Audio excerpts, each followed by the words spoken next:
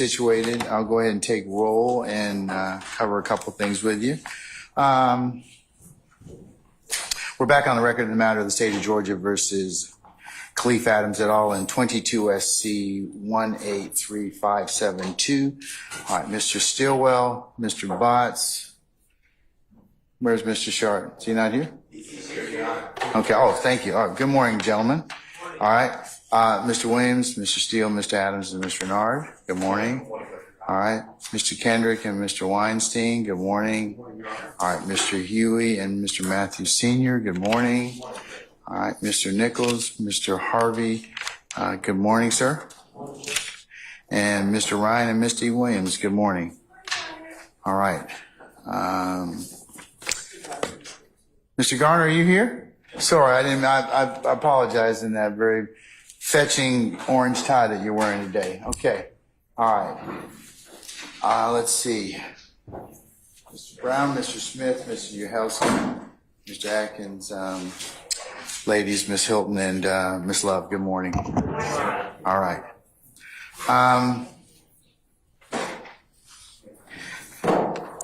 Can I have a representative from the state and a defense counsel to come up here? Rest of you can listen.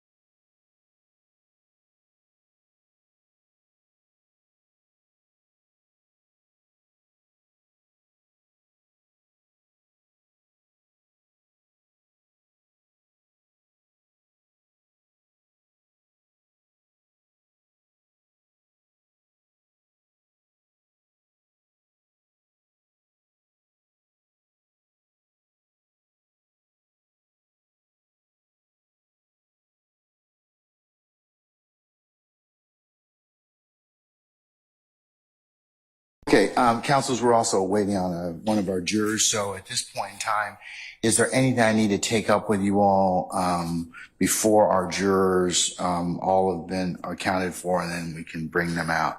I don't know what our ETA on our juror is, but I'll find that out in just a minute. Anything I need to take up with you all? Mr. Steele. Good morning, Your Honor. Good morning, sir. To everyone. Your Honor, I just wanted to reintroduce you. I have the report, may remember this is a co-worker of mine who's finished her, I'm a co-worker of hers, just finished her second year going to third year at Georgia State University. This is Haley, H-A-L-E-Y, Haltiwanger, H-A-L-T-I-W-A-N-G-E-R, and she'll be with us a great deal, I hope, this summer. And then, Your Honor, she's accepted a position as an intern for credit with the County Public Defender's Office starting in September.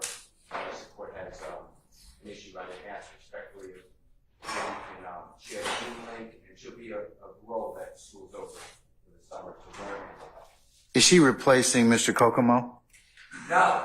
Oh, could you please replace him? I mean, madam, I can give you carte blanche if you'll just take over from him, okay?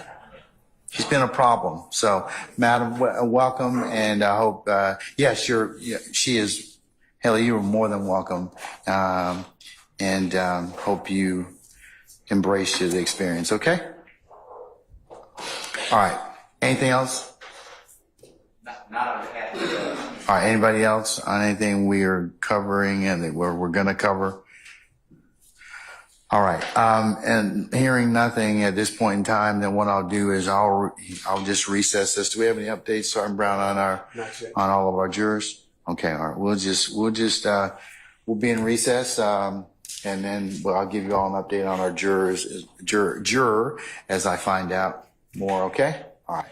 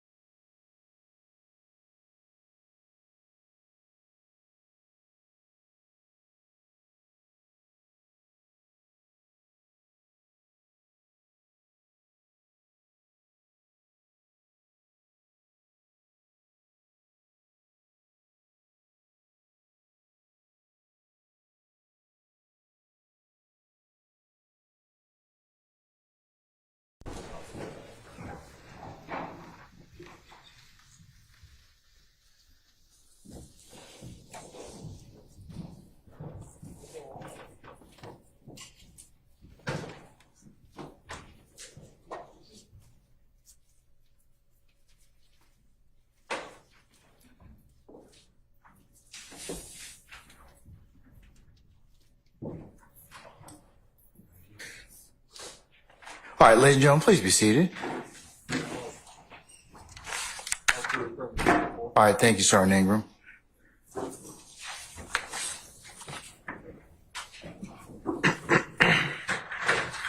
Ladies and gentlemen, the jury, good morning. All right, still morning. All right.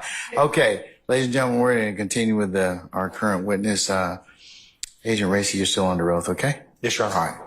May it continue. Thank you, Your Honor.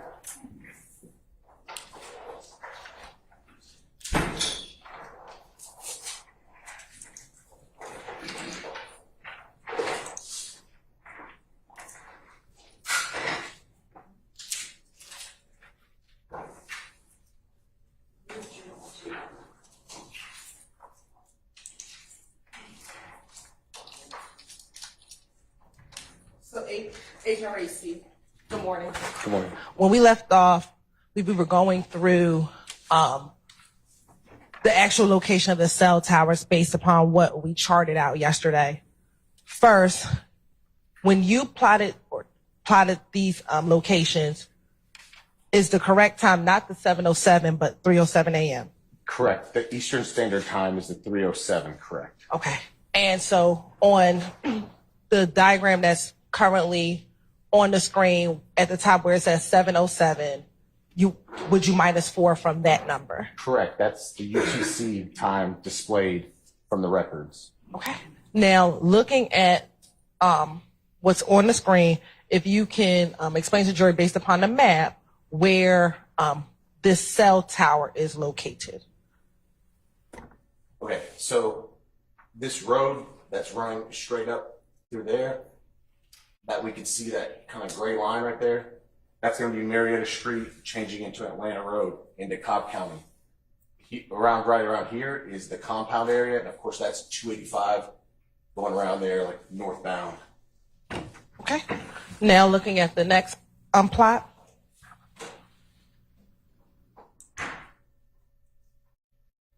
And again, looking at what's currently on the screen, this is State's Exhibit 172, Echo. What time is this plot? So it's displaying 7:14 UTC, so that's 3:14 Eastern Standard Time. And where is the cell tower located? So the cell tower is going to be 285 right before 75.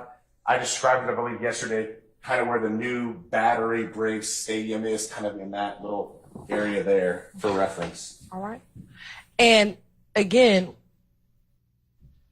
at what time did the 911 call come in? The 911 call came at 3:14. Okay. So would that be 3 minutes before this? Excuse me, at 3:14. That's at 3:14. So the 911 call is coming in, according to the records, at the same time that this phone is connecting and communicating with that tower. Okay. And what number is being contacted at? What number is the 1990 number contacting at 3:14? It's the 404-664-3383, which subscriber information tells us is Jimmy Winfrey. Now, looking at what we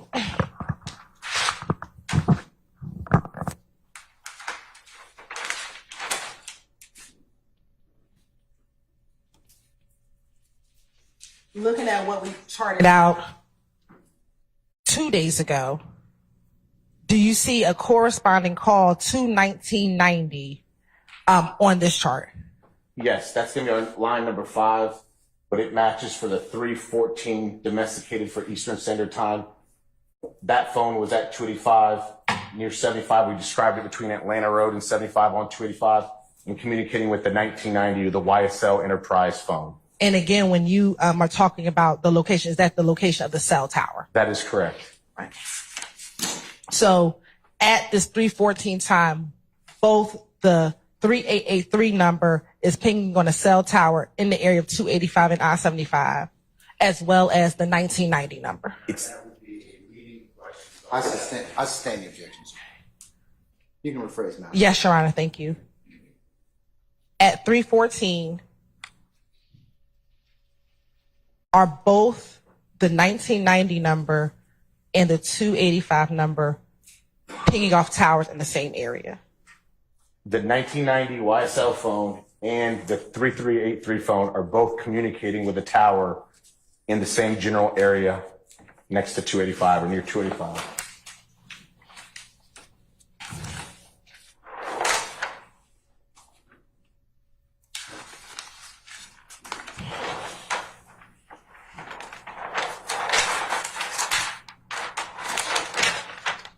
And, all right. Now looking at number 13.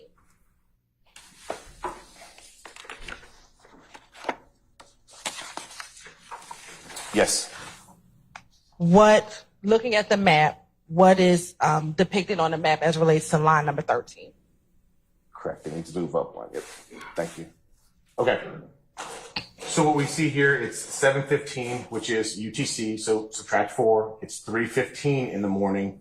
So a minute later, and we're seeing a new cell tower being communicated with the 1990 YSL Enterprise phone. And that cell tower is still on 285. It's just further up towards that next, I think I called it Northside Drive, I think is the next exit. It's been a few years since I've been in Atlanta, but I believe that's the next exit. So just closer in that direction is the way I described it yesterday. Okay. Now looking at 7:15.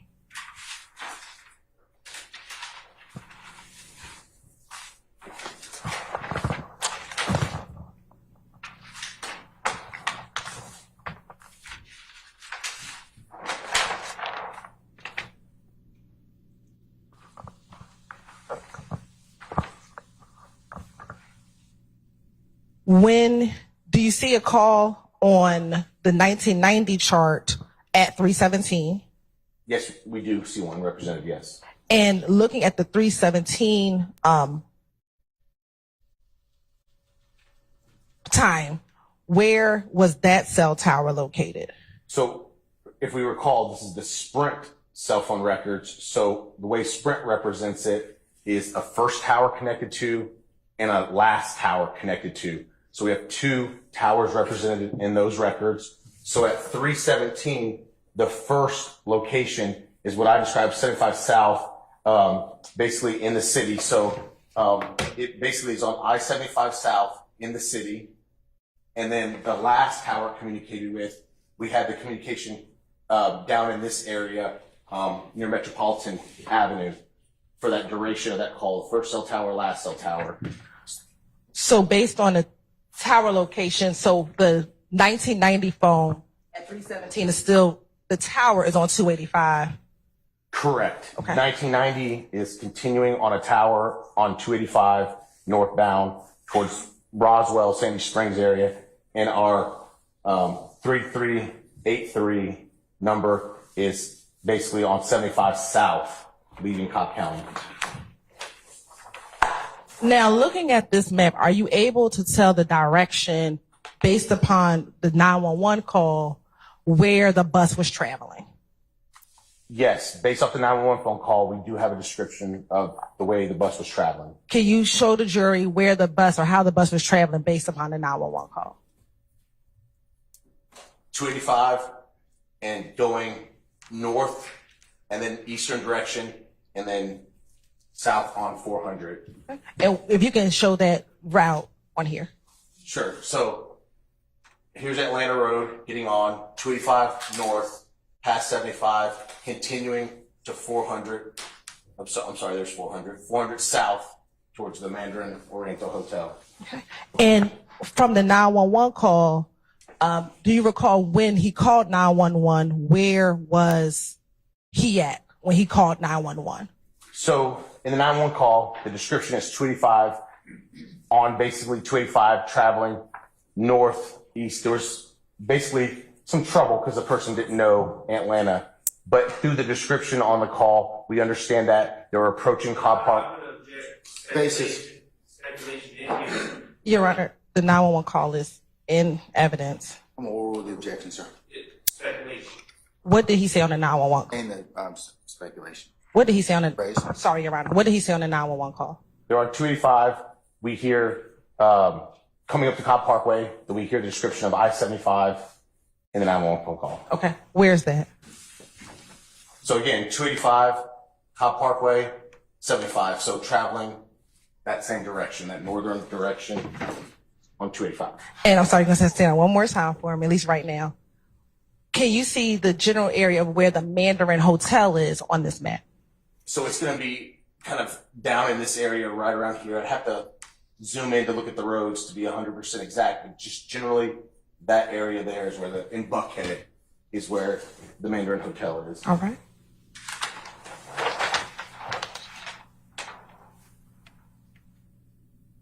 Now, looking at, number 14. What is depicted on the map with number 14? Sure. So again, we see a change in the cell tower location just a little bit further on 285.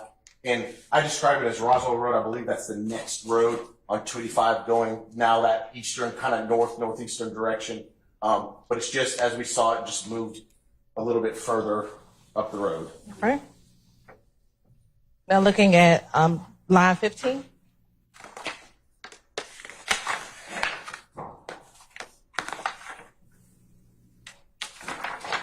On line 15, where is the that cell tower located? So again, it's on 285. It's just a little bit more further northeast. Again, describing it towards the Roswell Road exit without zooming in on the map. That's my description. Okay. Now looking, and what time was that? 0718 UTC, so that's 3:18 a.m. Eastern Standard Time. Okay. And looking at number 16. All right. What time is it? So that's 0728. So a 10-minute jump forward. The next communication we have at 0728, which is 3:28 Eastern Standard Time. Okay. Where is the cell tower located? Cell tower is going to be located near I-75. As we can see, the 75 marker there. It's 75 again in between 285 and the connectors. I believe what I said yesterday. But it's that, I think it's Paces Ferry. I said north side, but that's wrong. I think driving in, I saw it was West Paces Ferry. That's kind of like a general description. I don't know how accurate that is, but in that area, as we can see on the pin drop. Okay. Now looking at 736, or excuse me. The next one should be 737. Oh, I'm sorry, 736. I apologize. You can bring it down. I'm sorry. What time is that? 0736 UTC, which is 3:36 Eastern Standard Time. Okay. And where is the cell tower located now? As we see, that's the Grady curve right there, as we call it. Grady being right there, Capitol being here. So it's just on 75, 85, south of that location. And for just another description purpose, that straight up and down, north and south, is going to be the Metropolitan Parkway area right there. Okay. And looking at number 18, the next line.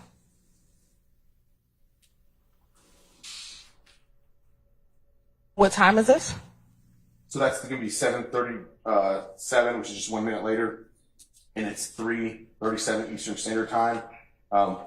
Very much still the same kind of area. Just it's a cell tower a little bit more north than the last one we saw. And then looking at 738. So very, very similar location, 738. It's 3:38 Eastern Standard Time. And again, the cell tower is just a little bit south of where it was just last time. It was just there. Now it just moved a little bit more south again. The tower being communicated with. Okay. And then last, 753. What time is that? So 7:53 is going to be 3:53 Eastern Standard Time. Yes. Okay. And where is that location? So it moved kind of away from the 75-85, and now we have it south of 20 and kind of east, excuse me, that would be west of 75-85, and then kind of more towards the, I guess, the Metropolitan Parkway, 20, I-20 kind of intersection there. And again, is that where the vault was located? It's vault's located on Metropolitan Parkway. Correct. And are these last few, are the cell towers roughly in the same general area? Same general area, roughly in that south of I-20, 7585 area.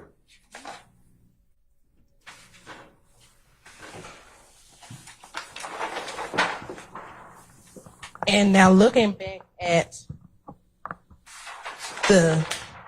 we'll call this the phone number for the Jimmy Winfrey phone number. Okay. At about that same roughly 3:58 time, where is that cell tower? So similarly, which we discussed, I guess it was 2 days ago, possibly now, Metropolitan Parkway. So without having plotting it right now, it's generally going to be in the same kind of area down there, Metropolitan Parkway. And based upon your plotting, was that phone in that same area between 3:58 and 4:27? Correct.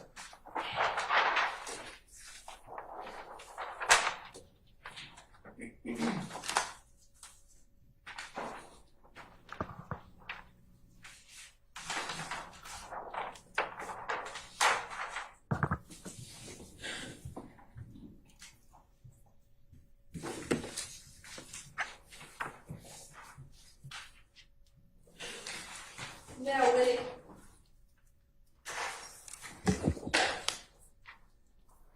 when it came to the plots that you did, did you plot every call on 1990 record? No, what I did was basically every hour from almost like, 10 p.m. Eastern Standard Time, every hour leading up to the 3 a.m. Eastern Standard Time. And then that's when I kind of started picking some right around that crucial time, just to give us a general overview of the movement of the cell tower being communicated with. What about the 3383 record? Did you plot every call on that record? No, I didn't when I was doing my basically spot checking early on in the investigation. And why didn't you plot every single call on a record? I mean, it's time consuming, but that's the purpose of sending it to the analysts so they can use the software to plot every single record utilizing the software. With the phone number 1990, for the calls that you plotted, were all the phone numbers that were being contacted significant to your investigation? Not all. I tried to identify as many as I could through investigative methods, but I can't say that every single one was 100% involved and important to the investigation. And so then why did you plot those calls? Because we got the location data off those calls from when the phone communicated with that tower. Now, when you receive these records, are you ever able to get the contents of the phone calls as to what was said on the calls? No, that's not the type of search warrant that we got, and that it's historical in nature. So when we get this type of search warrant, we get what's called CDR, call detail records. So we know who called who texted who, as in the phone numbers. And then if we request in the search warrant the historical cell site data, which is that location data from the cell phone company of the towers, we'll get that information. But we have no way of hearing content of past historical phone calls.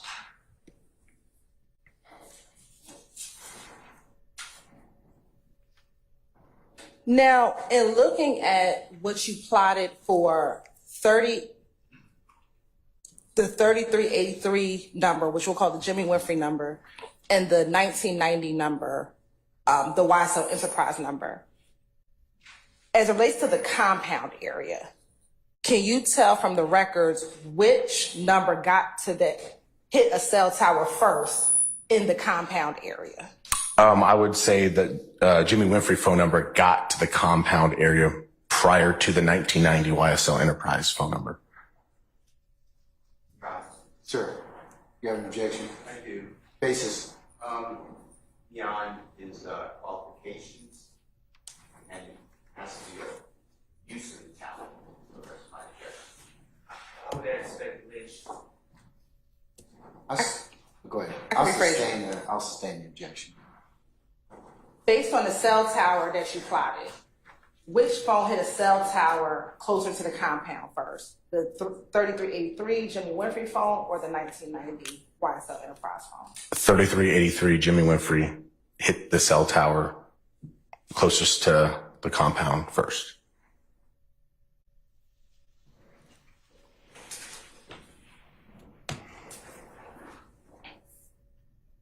if you can recall, was there ever a time, if we need to go back to the chart, that the Jimmy Winfrey phone hit a tower at the compound around the same time that the 1990 number was hitting a tower near the compound? Yes.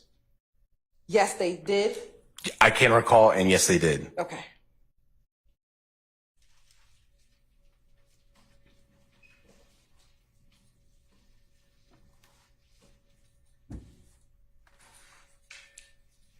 And when did the 3383 phone hit a tower going towards 285? Yes. Did the 3383 number hit a phone going towards hit a tower going towards 285 around the same time that the 1990 number hit a tower going towards 285? Yes, we saw that in the records.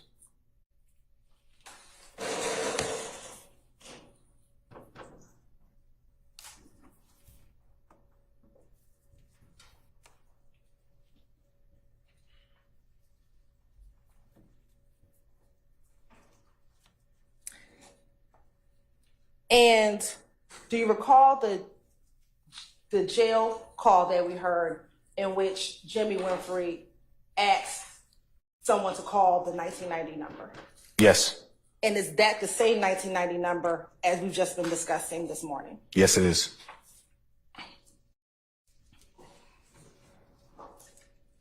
And is that the same call where female answered the 1990 number first? Correct. And then passed the phone to Mr. Williams? That's also correct.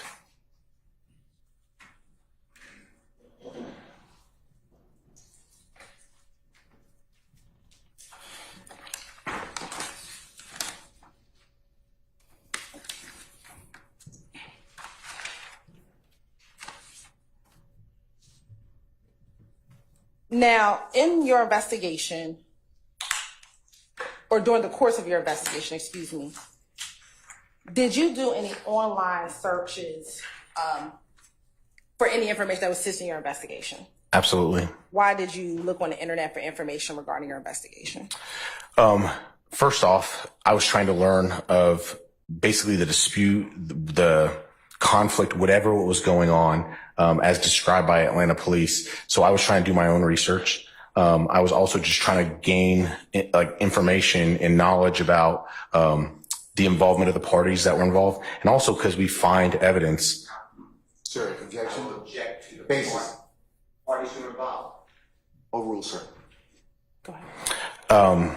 Yeah, so continuing on, basically at times, suspects, criminal defendants, offenders, whatever you want to title them, post information that could be useful as evidence on social media as well. And were you able to find anything on the internet that assist you with your investigation? Yes. The items that you found on the internet, what were the sources of that information? I looked at Instagram, Facebook. I looked at YouTube. I looked at just general Google searches, just Googling names. I was just generally querying anything and everything that I could to get information back. And when you saw information that you thought were relevant for your investigation, what did you do with those? What did you do with that information? I tried to preserve it to the best of my ability. And how did you try to preserve it?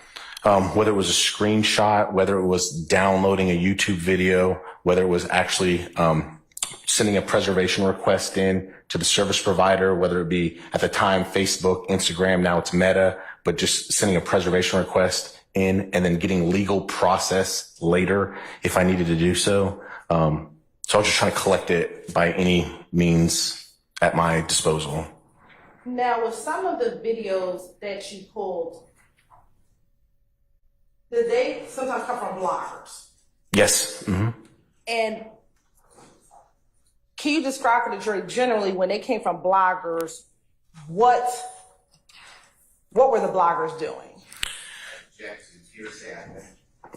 Yeah, I'm not asking you what did they I'm say. all over the objection, Mr. Steele. Without saying what any of the bloggers said, what were they doing? What were they doing? Overruled, sir. So most of the blogger type content or news type content I was getting from YouTube, and most of them were just highlighting and discussing what's going on, the ongoing conflicts, the I sustain the objection. Move to strike, Your Honor. Ladies and gentlemen, jury to instruct you to disregard the witness's last statement. Let me ask you this. In the blogging videos, would they splice videos together? yes, there were splices. Yes. And then would they, not telling what it says, would they provide their own commentary over the spliced videos? Yes.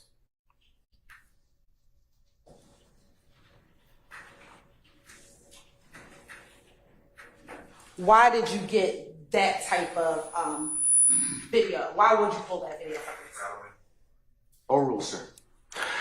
Well, it's basically like a force multiplier. Other people are going out and scouring the internet for information. They're compiling it, and then I could go to one source and get that information. So instead of having to go to this webpage or this social media post or this page, someone else is kind of doing the work for me. I just download it from one source. I object. What's the basis of your objection? You guys know what other people. Well, you cannot speak your objection. Just tell me what the basis for your objection. It's total speculation, right here say. I'll overrule your objection. Bad personal knowledge. Overrule, sir. You may answer, sir. Basically, it's a force multiplier. Compilations of videos and posts are being pulled in one location. I could go to one location and download as much information as I could get from one source.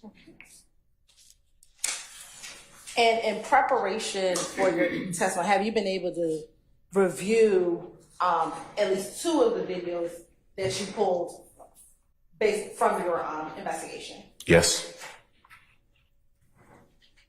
First, I'm going to show you what's been already admitted. It's State's Exhibit 118 Echo.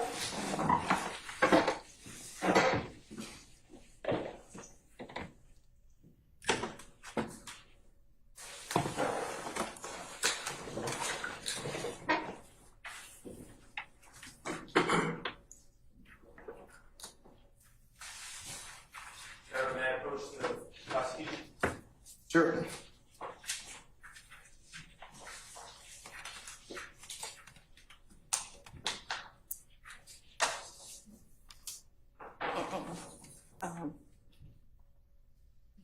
I think it should be just.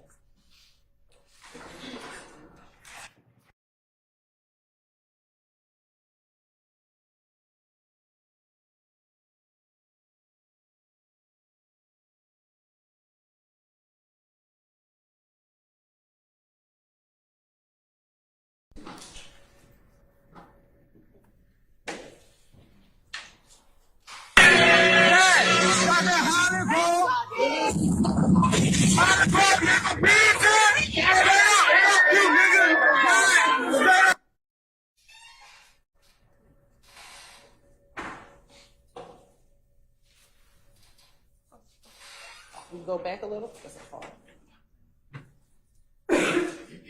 Well, let me ask while we're getting it up. Is this one of the videos that you pulled from social media? Yes. And is this one of that third-party blogger site that you pulled it from? Correct. Okay.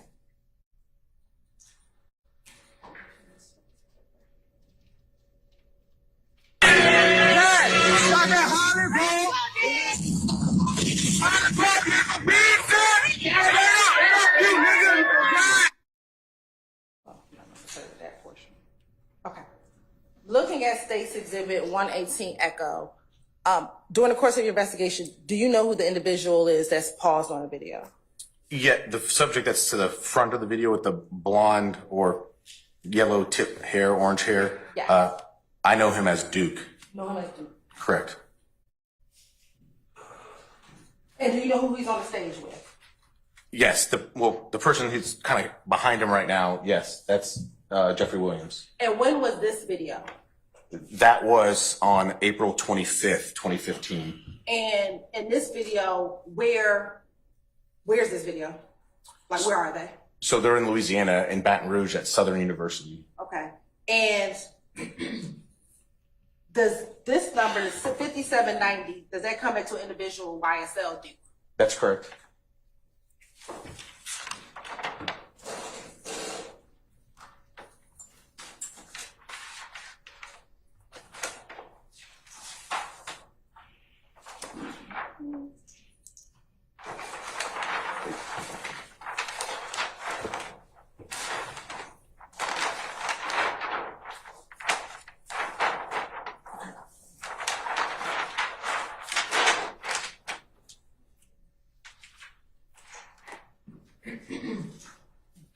Do you see that number on here?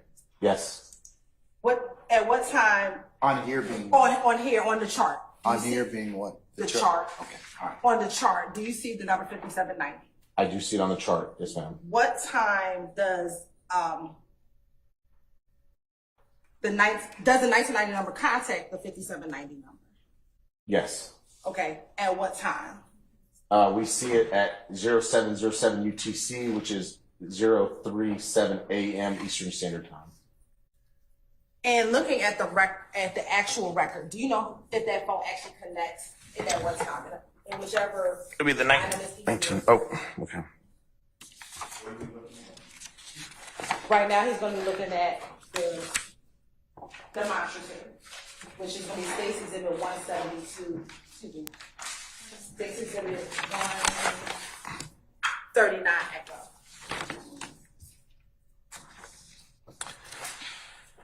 So yes,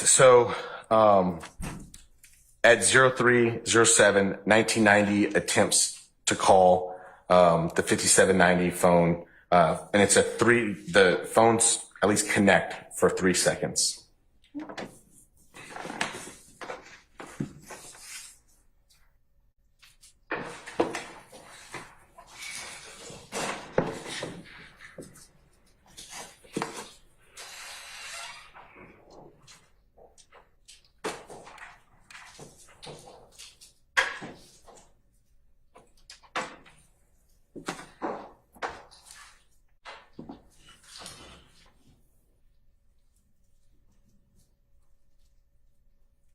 And is that looking at 139 Echo Charlie depicted on 139 Echo Charlie? Yes, it is. Now, on 139 Echo Charlie,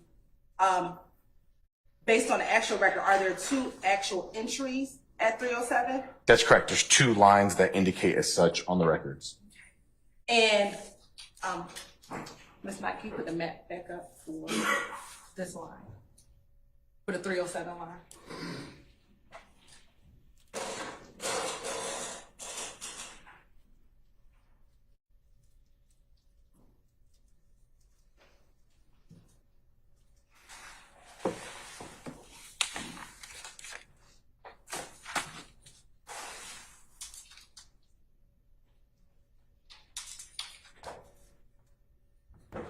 And at the time in which these calls are made, is this a tower that's traveling on Atlanta Road?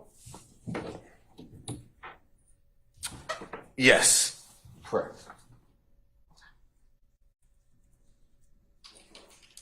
And is that the same direct that the bus was traveling up Atlanta Road? That's correct. And let me ask you this, did you ever plot the YSL Duke phone number? No. Why not? The YSL Duke phone number, I only got a subpoena for. Therefore, I did not get location information because it was a subpoena versus a search warrant where I could get location information from. Any reason why you only got a subpoena for that record? Oral, sir. At the point in time when I was getting the search warrants, the importance of it I didn't understand the importance of it at that point in time.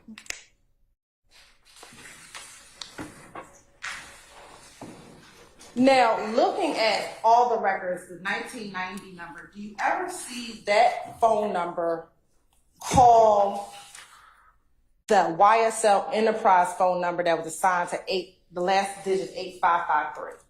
Yes, in the records we do see that, yes. Do you see those 2 numbers calling anytime around April 25th and 26th? So the 1990 and that phone number you just mentioned, the 8553? Yes. Talking about the time period in which we are discussing now the incident. Yes. No, we don't see those connect, no.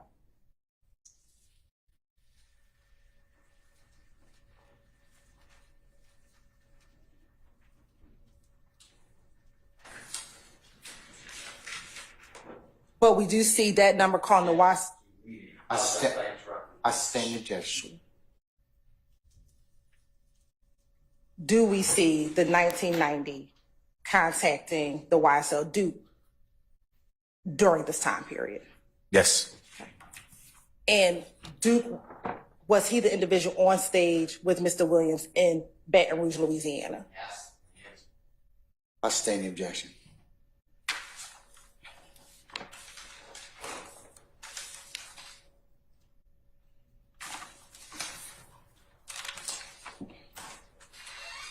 You can take that down for me.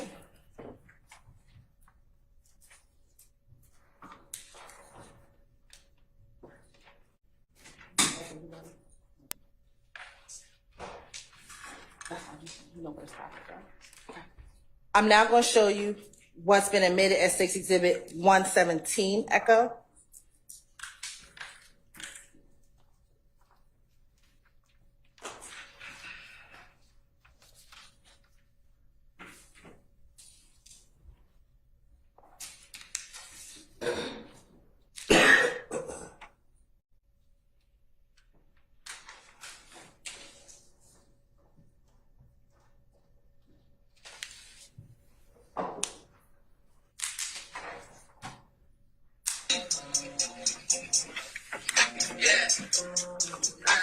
Yeah, YSL. Carter 6 coming out Friday, first show. New Orleans, Holly Grove. Fuck, nigga. Meet me there, better yet. Beat me there, you did. Man, with them dicks, too, nigga. Yeah. Can't name the mixtape Carter 6, cause these fuck ass niggas trying to sue. Shit like some hoes. Big old blood, so I'm going bar 6 on the fucking way. Now, is that one of the videos that you pulled? Yes, I pulled that video. Now, from where did you pull that video from? From YouTube, from the internet. Was that one of those blogger videos that we talked about earlier? That's correct. And when you pulled the video, did that video already have the videos kind of spliced together as you discussed earlier? It was already spliced together by them. Correct. Yes. And let me ask, is there a portion of that video missing Yes. from what we see? What portion of that video is not being shown? Commentary. And who was that commentary from? The blogger, the person that posted the video.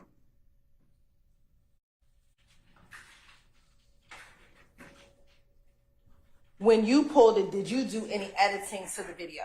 No.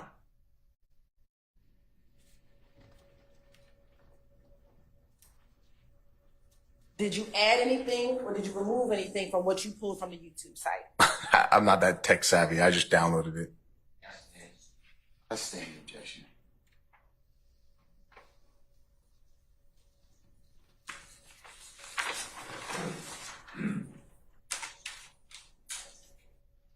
Did you ever obtain any social media records? Yes. Specifically, did you obtain any records from Instagram or Facebook? Yes. Who did you receive Instagram records for? Multiple parties, but I did it for Jimmy Winfrey, who was the suspect in this case. I did it for some other involved parties as well. What were the other? Hold on. The statement involved parties. Overruled, sir. Let me ask you a better question. And I'll ask you more specifically. Did you pull records for Mr. Jeffrey Williams? I did. What about Shannon Stillwell? I did.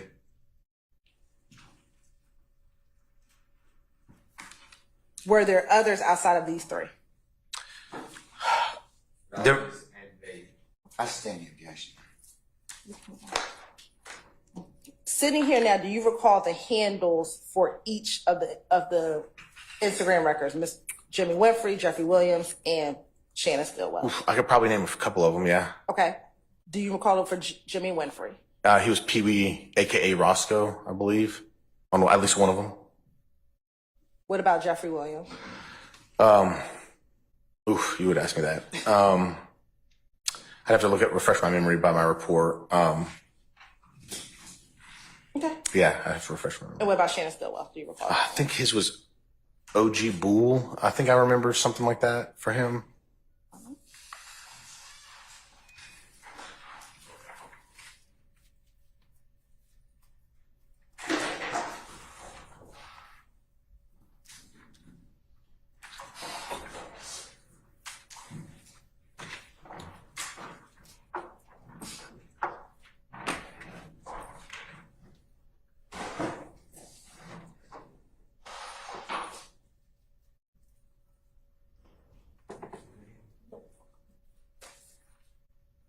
please, Mr. Winfrey, this is your card.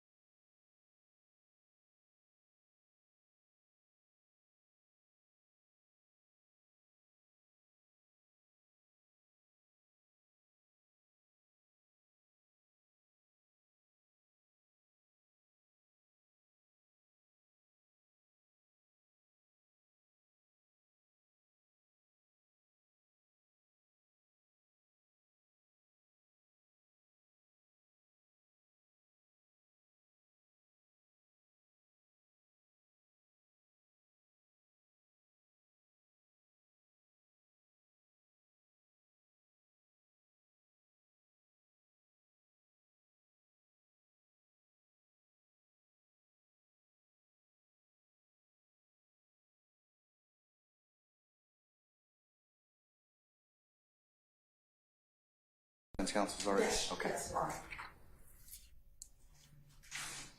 I'm going to show you what's been marked as 163 Echo, 163 Echo Alpha, 163 Echo Bravo, 163 Echo Charlie, and 163 Echo Delta, and 163 Echo Echo, and 163 Echo Foxtrot. First take a look at those, tell me if you recognize those items.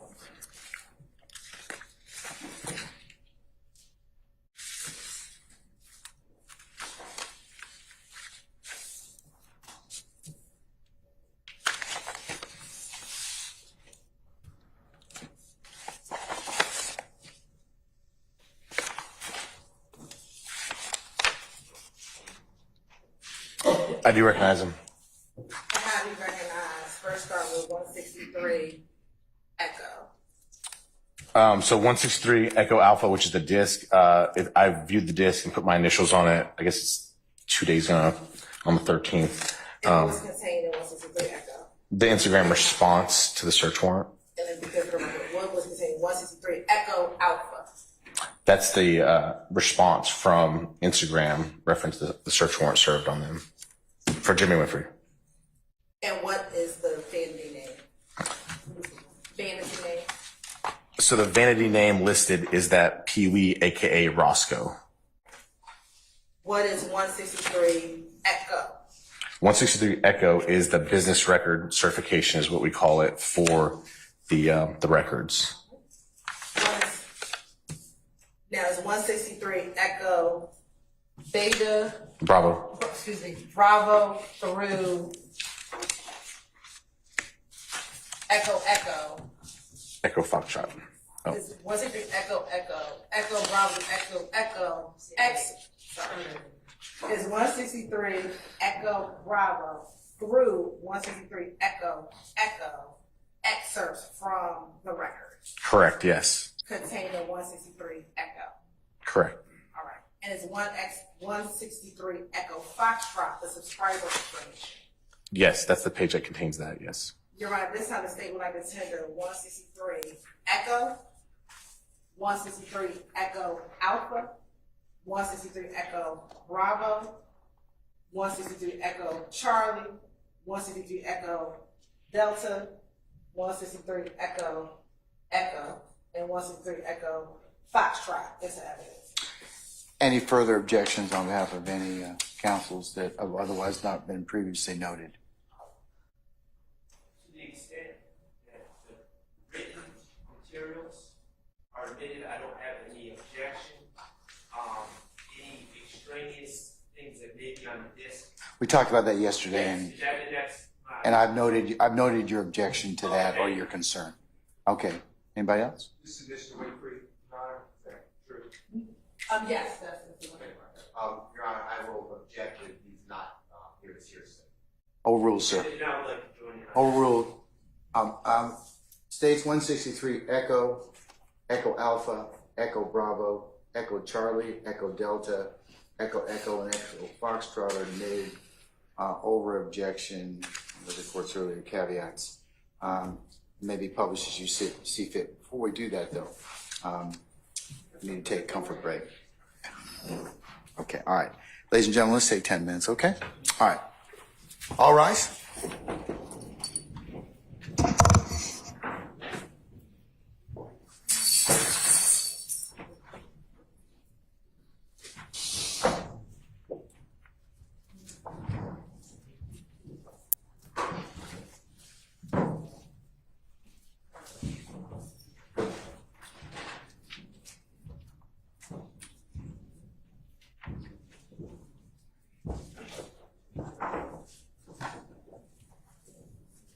All right, ladies and gentlemen, our jury has left us. We'll be in recess 10 minutes, okay?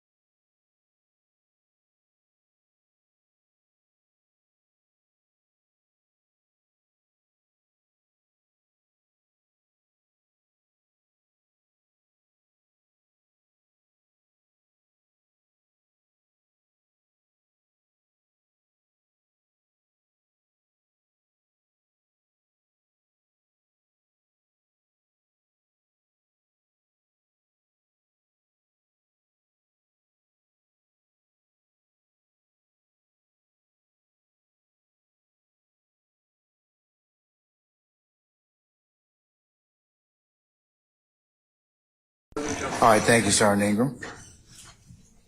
All right, madam, you may continue.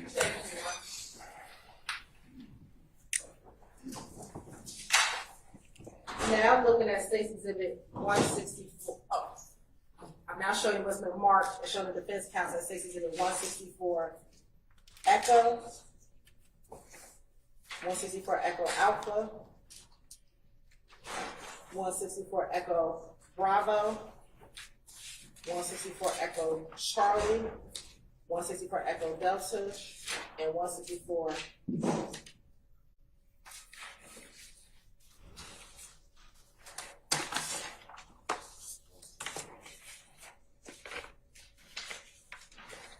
164 Echo Echo and 164 Echo Foxtrot. Tell me if you recognize those exhibits.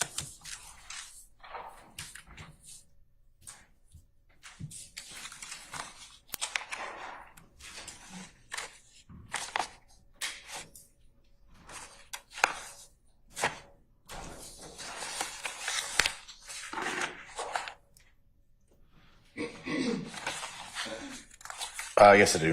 And first start with State's Exhibit 164 Echo. How do you recognize Exhibit 164 Echo? This is going to be another business record certification. Looks like from Facebook. And what about 164 Echo Alpha? It also looks like a business record certification. What about 164 Echo Bravo? This is the disc that I reviewed for the response regarding Facebook, Instagram. And did that appear to be the same response you received back in 2015 when you first received these records? That's correct.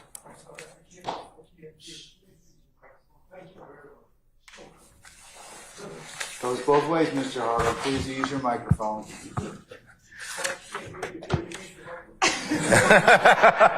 Use your microphone, Mr. Harvey. Does 164 Echo Bravo?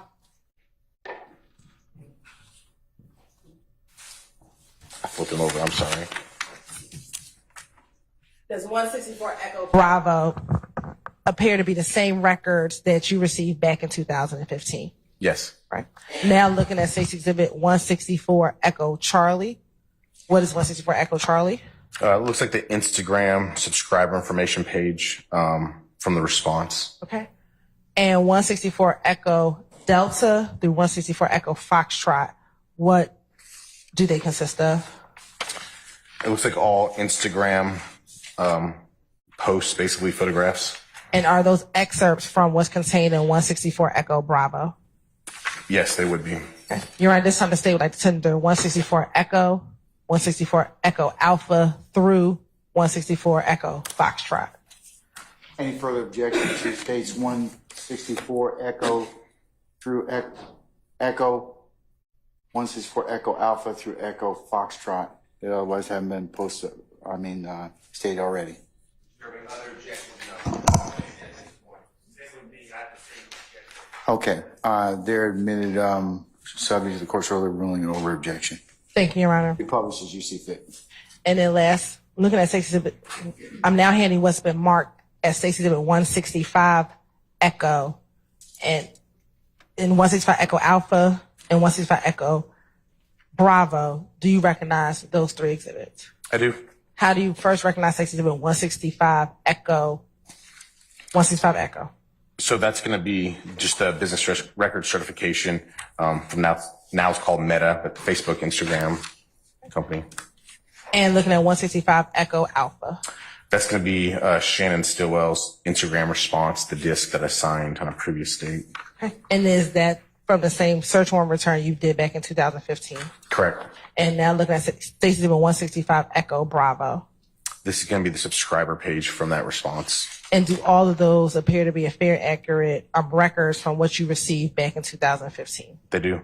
At this time, the state would like to admit State's Exhibit 165 Echo, 165 Echo Alpha, and 165 Echo Bravo into evidence. Any further objection to states 165 Echo, Echo Alpha, or Echo Bravo? Otherwise have not been stated already. No, Your Honor, just continue. Okay. All right. They're admitted subject to the court's earlier ruling and over objection. Objection to the report. In the future, as they come up.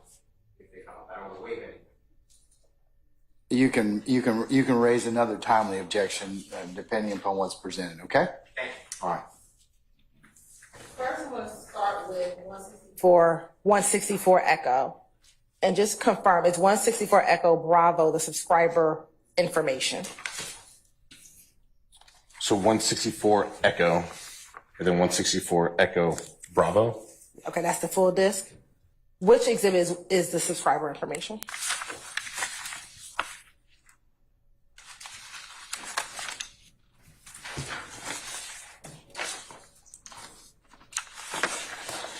.164 Echo Charlie is the subscriber information page. Now, looking at exhibit 164 Echo Charlie, whose Instagram, what is the vanity name of that Instagram? Thugger 1.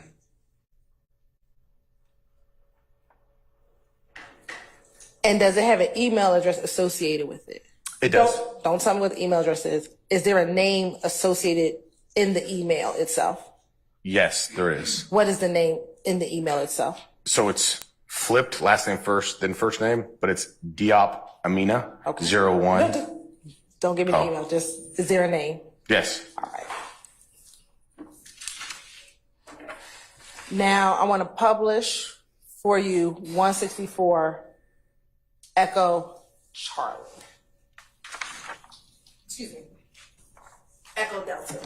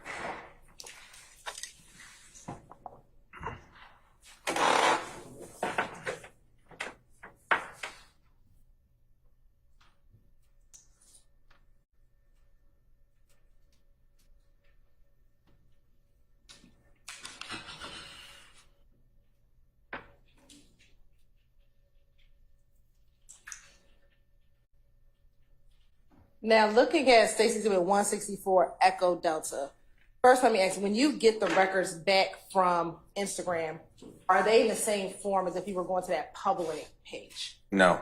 What's the difference?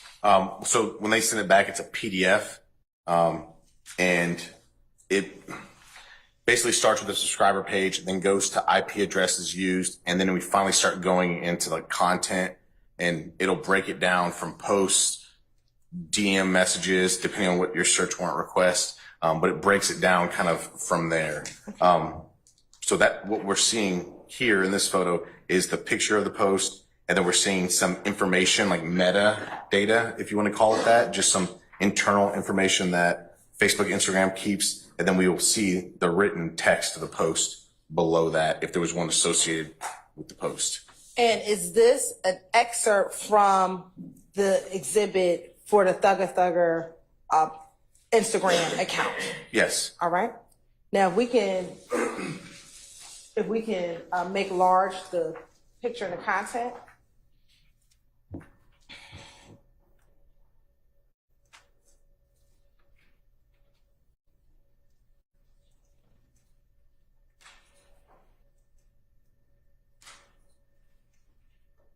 And when you were speaking of the meta or the data information, is this the information that's contained at the bottom of the image? That's correct. All right. Now, looking at the line that says taken, what is your understanding of what taken is? Or what taken means as well? I stand the objection. Have you had training in reading Instagram records? Yes. Okay. And have you learned about what the different data information or meta information that's on the bottom of that picture? Sure, yes. Okay. And in that course that you received training on, did you learn or understand what that line is? Yes. What is it? So that's basically when the information is being uploaded. So we have the date created and we have a date taken. So basically they're taking the information. If your photograph has any metadata within it and you upload it, it'll kind of pull that, whatever information Instagram is getting. And so taken, as we could see, it's the same time as listed as created. So presumably the date this image was created is the same date that.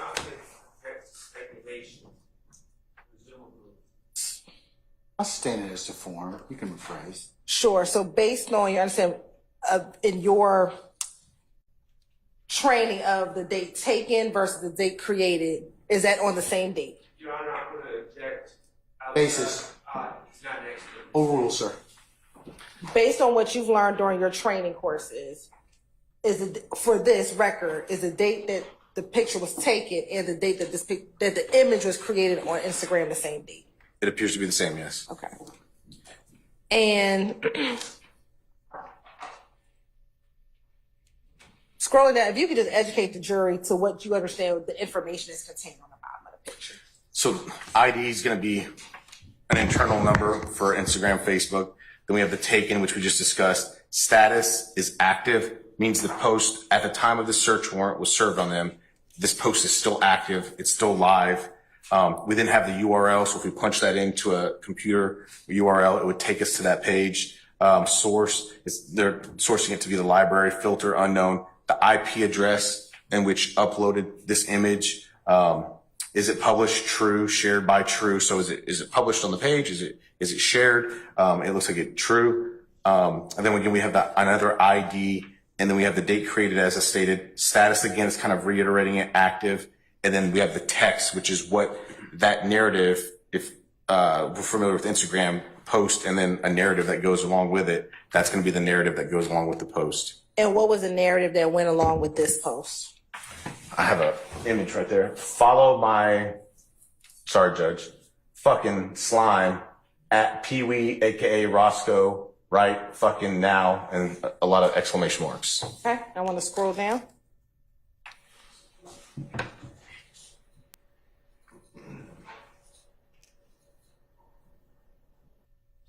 You can scroll up a little more.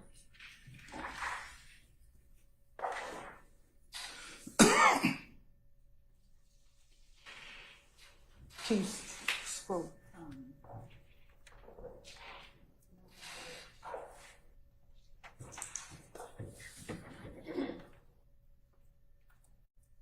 Okay. Are you able to see that last line at the top? Yes. Okay, what does it say? There's a hashtag or a number sign, please, exclamation points, and then some images or emojis that Instagram couldn't capture in their text, photo by, and then at real wish. Okay. All right. Now looking at 164 Echo Echo.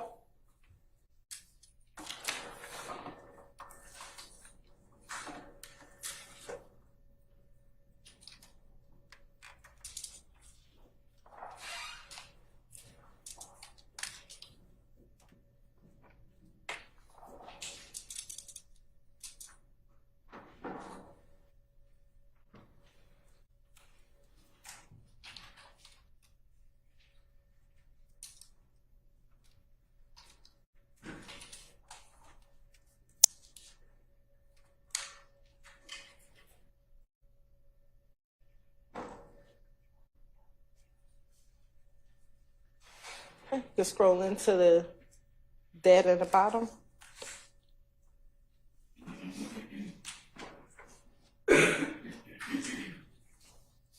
And looking at this, what was the date? What's the taken date? Yes, so the created and taken date are going to be the same in this image as well. And the date is June 14th, 2015. And is there a text that was associated with this Instagram post? Yeah, the hashtag free Roscoe till he free. Okay. And who is in this photo? That's Jimmy Winfrey. And also looking back at, well, not having to go back, in 164 Echo Delta, who's in that photo? Jimmy Winfrey. All right. Now, publishing 164 Echo Foxtrot.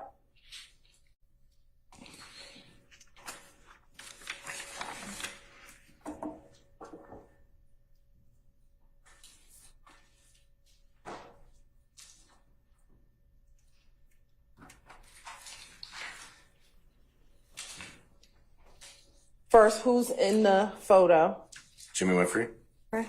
And what is the date of this? What's the taken date? So, taken date is listed as June 15th, 2015.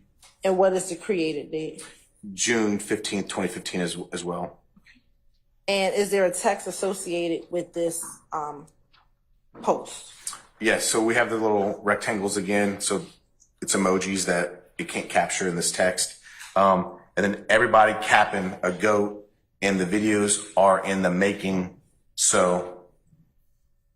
And you said everybody capping or caption? What did you say? Caption. Okay. Do you see more to that text? Yeah, there's a little unmute image on my screen. Make sure you tag me in them so I can repost them all. Again, the rectangle, so there's an emoji that this text can't create. Photo by @GoddessDora. Okay. Now, in looking at these two, this 164 Echo Foxtrot and 164 Echo Echo, were these two significant in your investigation? Yes. Why is that? Well, just the free Roscoe, and associated with the jail phone calls. Which jail phone call? The one in which Mr. Winfrey spoke with Mr. Williams. And was that the call where they were discussing the free Roscoe campaign? Correct. Do you recall what date that jail call was? Not off the top of my head. We're looking at a copy of your report. Help refresh your memory. Sure. Yes. I'm going to direct you to page 103.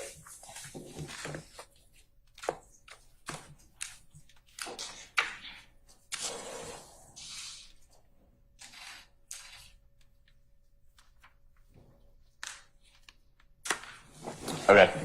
What was the date of that jail call? June 13th, 2015. So is that about a day before 164 Echo Echo? That's correct. And then 2 days before 164 Echo Foxtrot? That's correct.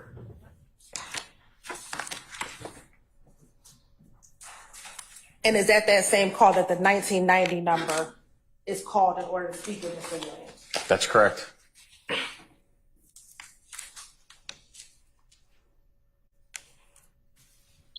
Now, let's look at 165.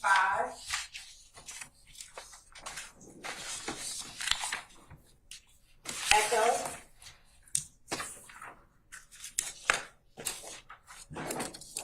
And specifically 165 Echo Bravo. If you don't have to publish this. If you could just tell me, what is the vanity name on 165 Echo Bravo? That OG Bull. And is it OG Bulls or OG something? There's an underscore. OG underscore Bull. And what is the name associated with the email address for that record? It's Shannon Stillwell. It's just flipped. So last name first, then first name. Now looking at 163 Echo.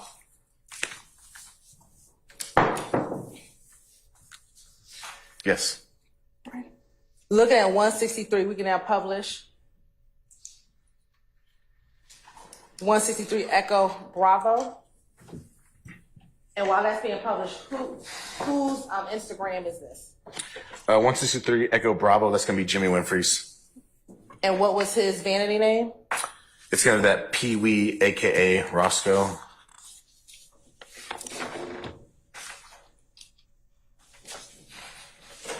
Now, first look at 164 Echo Bravo. What is the taken date and what is the created date on this 164 Echo Bravo? March 27th, 2015, and it appears to match both created and taken. Okay. And what is the text? PSA, we on tour, came from zone 3, my rounds. I'm a ride for them like a military mafia. You dig what I'm saying? Hashtag bankroll mafia. Hashtag YSL RG. Hashtag you dig. Hashtag my little sisters and $. Okay. Do you know who the young ladies are inside of that image? Yes. Who? The Greer sisters. Do you know which one is which? No, I don't know. All right. Now looking at 164 Echo Charlie. Excuse me, 163 Echo Charlie. Yes.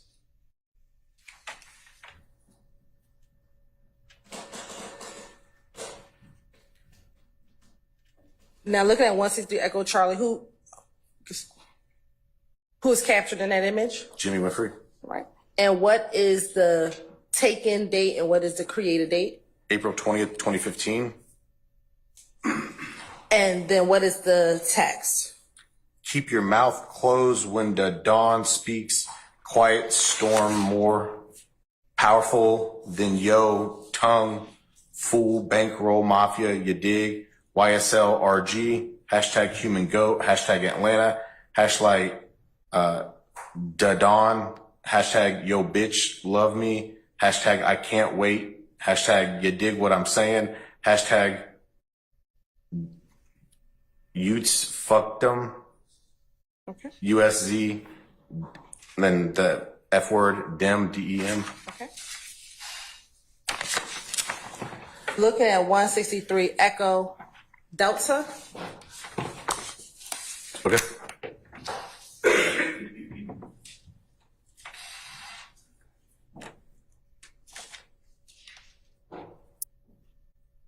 And do you know everyone inside of this image? No. Can you identify those that you do know inside of the image? Or that you recognize, excuse me? Second from the right, so the blonde haired gentleman, he has like the orange blonde hair, that's Duke. You can use your pointer. Oh. So the blonde haired gentleman, that's Duke. And then I guess he would be first if you count his rear, but first to the left on the bottom, that's Jimmy Winfrey. All right. You can.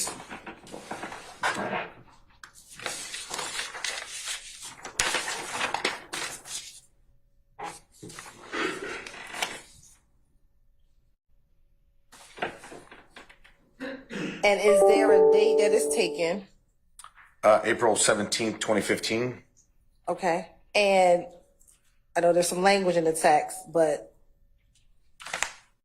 not saying everything. Thank you. What is no problem. What is the text? TBT with my in, we in no repping everything we believe in. You dig, hot boy, Cheech Lock, Yak Gotti, Duke.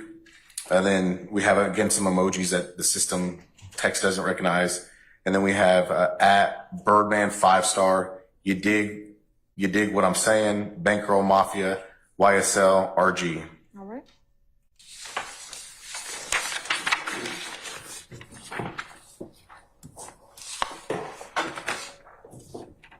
Now looking at 163 Echo Echo. Okay.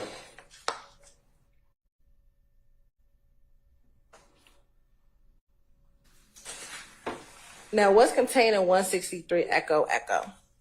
A white Camaro Z28. Okay. And was this significant in your investigation? It was. Okay.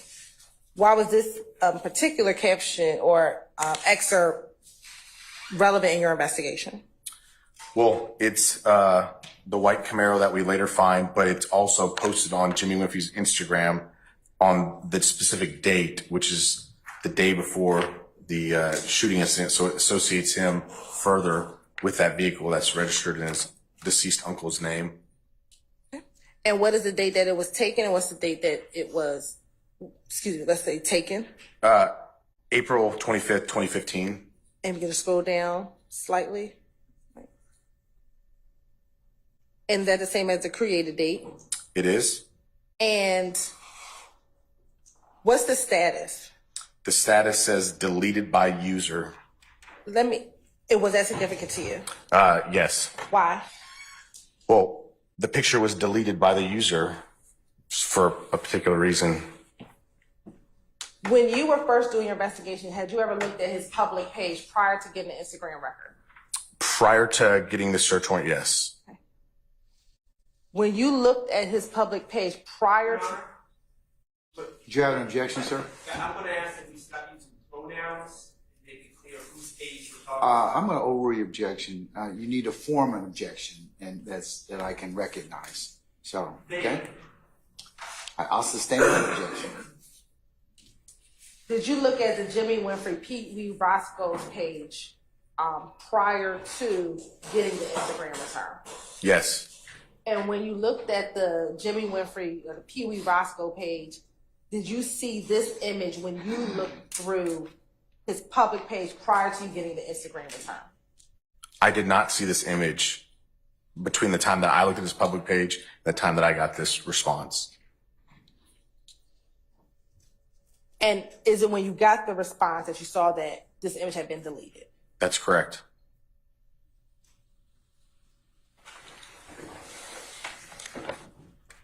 If the shooting was on April 26th, about when did you look at the public page of Pee Wee Roscoe? I would say it would have been that Monday meeting with Atlanta Police Department.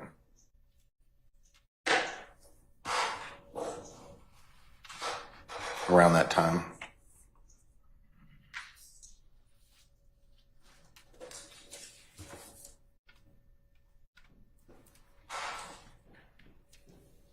And when you say around that time, you mean that same day or just around in that area of those days? I can't tell you exactly if on Sunday, investigator Dennis notified me of this account or if it was that Monday, but it's that approximate time frame. It would have been immediately thereafter in the immediate part of the investigation. All right. Now looking at 164 Echo Foxtrot. Okay. And that's at the subscriber information. Yes, ma'am. All right. Okay. Thank you. Now, when was Mr. Winfrey arrested for this case? I think it was, I think we looked back, it was like June, I have to look again, but it was like June, around the beginning, middle part of June, when he turned himself in.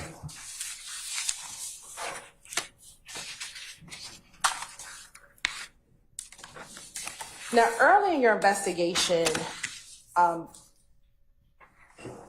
did you identify the two groups that you were investigating? Atlanta Police Department. Let me ask a better question. When it came to your association with YSL, how did you describe YSL early in your investigation? I'm objecting, Your Honor. Basis. It is. Give me a basis for the objection. Don't speak the objection. Just give me a basis. One. Zach and Rick. 404A, 403. Using the phone. The character of the group? I'm gonna overrule the objection, sir. How did you On both grounds. early in your investigation? How did you describe YSL? Overrule, sir. That was Mr. Steele. Irrelevant, I apologize. Yes. And overruled, Your Honor? Yes. Sure. Early in your investigation, how did you describe YSL? I would describe him as a criminal street gang. Did you describe him as a music group early in your investigation? Okay. Can we approach? Sure.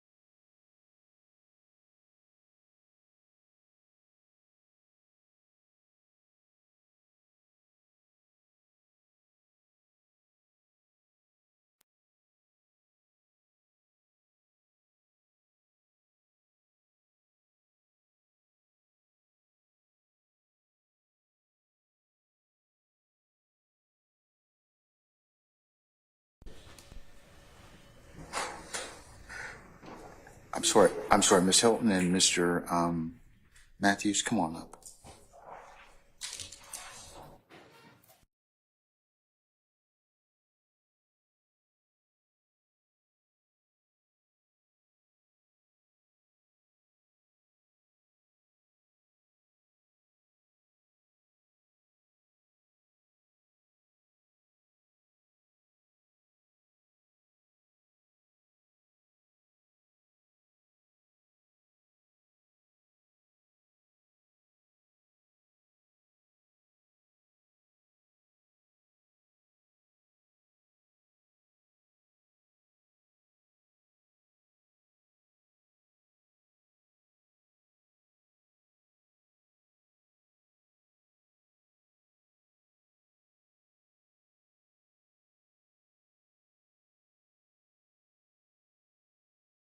Just so.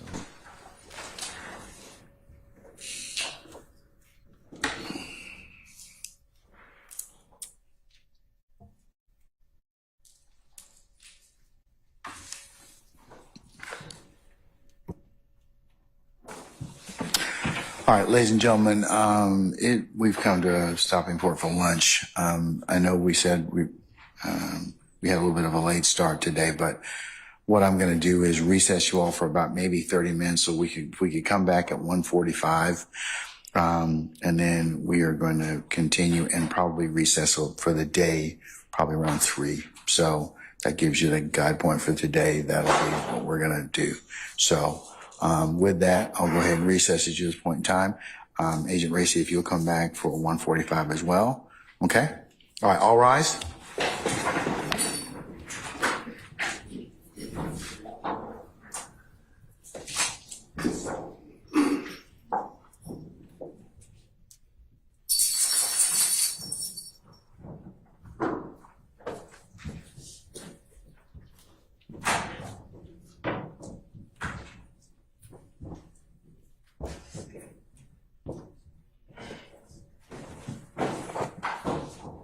All right, ladies and gentlemen, our jury's left us. We are in recess for until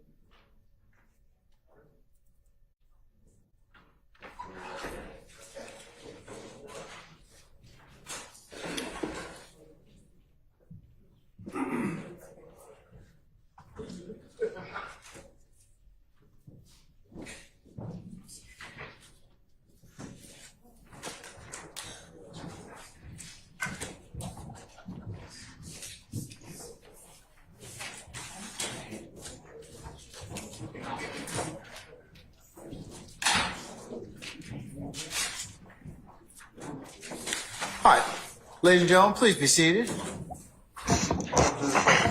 All right, thank you, Sergeant Ingram. All right, Ms. Hilton, you may continue now.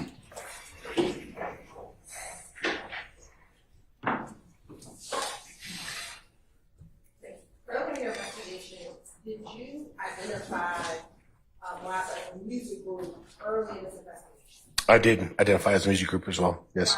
Why was that? Because there was a music component with the Lil Wayne, and then with the Young Thug side of it, there was a music component. During the course of your investigation, did that change? Well, Or you no longer identify what was happening? I stand in objection. Your Honor, the T you gotta reject. I'm sorry? The T-E-A-G-U-E. I sustain an objection. Hey, Your Honor, T is for hearsay, and we're not discussing your oh, All right, I'm going to reverse myself. Overrule the objection, sir. At some point in your investigation, did it transition from investigating the music group to investigating something else? I mean, I would say it was almost immediately into something else. It wasn't like it was a gradual transition. It was almost immediately. What did it transition into? Well, a criminal organization. Basis. 701, 702. I'll sustain the question. You can rephrase, madam. Had Cobb County Police Department ever investigated YSL, the street gang? Objection relevant. Overrule, sir. Character. Overrule. Yes, the Cobb County Police Department has investigated and identified YSL prior to this investigation. Yes. Was it as a street gang? Yes.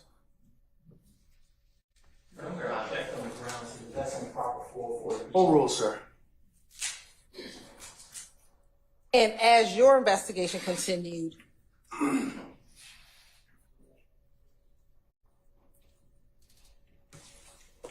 why did you initially refer to this as a music group first and then immediately transition into identifying it as a gang? Well, just because the involved parties that were alleged to be involved in this dispute. Now, you talked about you were in the Marine Corps. I was. While you were in the Marine Corps, had you ever heard the phrase death before dishonor? Sure. Had you only heard it during your time in the Marine Corps? No, I've heard of it elsewhere as well. And where is that? Overrule, sir. As a police officer, I've heard it as well. How have you heard it as a police officer? I've visually seen that tattoo on people who have no association with the military or the Marine Corps. During the course of your investigation, did you ever come across any evidence to suggest that Jimmy Winfrey was ever in the Marine Corps? Objection relevant. Overrule, sir. Yeah, there's no information that I came upon that states that Jimmy Winfrey was ever associated with the Marine Corps. What about as a samurai? I would say the same thing. That came up nowhere in my investigation. Did you come in your investigation that Jimmy Winfrey was associated with YSL? Yes.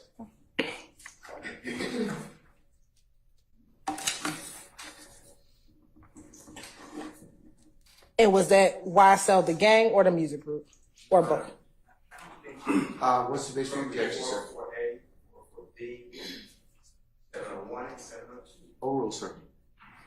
I would say I have evidence of association of both. Both the music group and the gang? Correct, ma'am. Court's indulgent?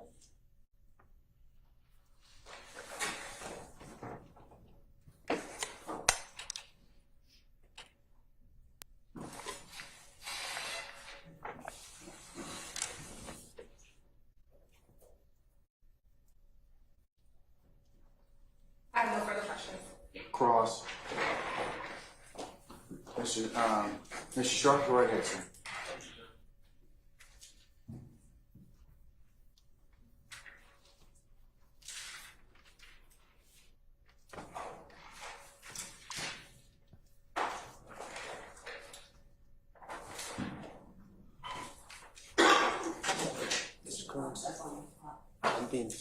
Yeah, can we take that? Yeah, just push it over to the right and share. Not good with these things. There you Oh, go. there we go. you Oh, go. all That's right. it. That's it. Your Honor, may I take down some of these demonstratives? Yes, you may. Thank you.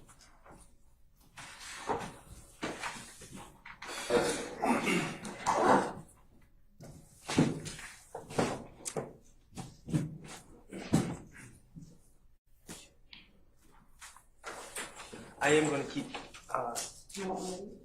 No, I'm going to keep that up. Ms. Hill, what is that number for that? Okay. You can label 1990, 174, and then Jimmy Murray 175.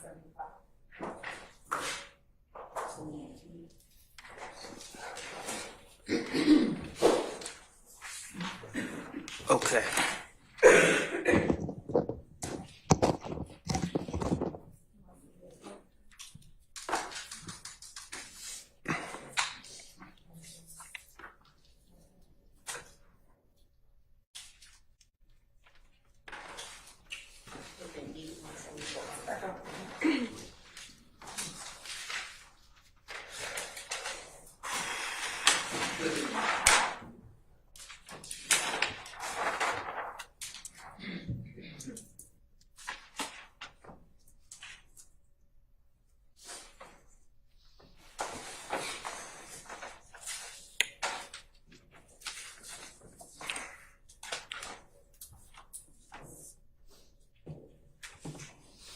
So for the record, Your Honor, we're going to mark the chart that dealt with 3383 as 175 echo, and the chart dealing with 1990 as 174 echo, as demonstrative. You said 173 and 174? 175 to 173. Okay. 170. Echo. Echo, yes. Okay. So 175 Echo and 175 Charlie. I'm sorry. 174 Echo and then 175 Echo Yes, Your Honor, as demonstrative. as demonstrative. All right. May it please court, Your Honor? Yes, go right ahead, sir. Thank you, sir. Detective Raissi, how are you? Doing well, sir. Thank you. How are you? I'm well. Good afternoon. Good afternoon. I'm going to ask you just a few questions. And I'm going to start out with 174E and 175E that was just labeled and behind you. And that is a chart that was created by the state based on your testimony, correct? Yes, sir. Based on historical cell records for two different numbers. Yes, sir. CDRs. Okay. And I just want to clarify. In the beginning, we were asking about where phones were located. Do you remember those questions? I remember questions similar to that. Yes, sir. Okay. In fact, these cell phone records, these historical cell phone records identify cell towers and the location of cell towers, not phones, correct? So part of that statement is true and part of that statement I would say is incorrect. Okay. You can clarify. The CDRs actually do a little bit more than that, but yes, they provide you with the cell tower location and they provide you with a little bit more information regarding to the location of the phone as well. You're talking about vectors and things of that nature? Yes, the actual cell site directions, and yes. Okay. But when you were talking about longitude and latitude from the cell phone records, you were talking about the longitude and latitude of the location of the cell phone tower, correct? Correct. That's what we were allowed to discuss. Yes, sir. Not the location of particular phones. That's correct. The location of the specific location of the phones was not in my testimony. Okay. And what these towers indicate on these cell phone records is the tower that's utilized, the cell phone tower that's utilized by a particular phone when it's in use, correct? Correct. The cell phone is touching or communicating with that tower, and that's what the records show. And when you say touching, you don't mean physically touching, you mean in communication. That's correct, sir. Okay. Cell towers have a particular service radius. Isn't that correct? That is correct. Okay. Are all cell towers radius the same I would size? I would say they're not. Do you have any particular information from your testimony today about the cell radius, the service radius of any of the particular towers that you referenced in your testimony? No, we would have to get into more particularized information from the providers than what I provided in my testimony. So you cannot provide exact information about the distance particular cell phones are from the cell towers that you identified in that chart, can you?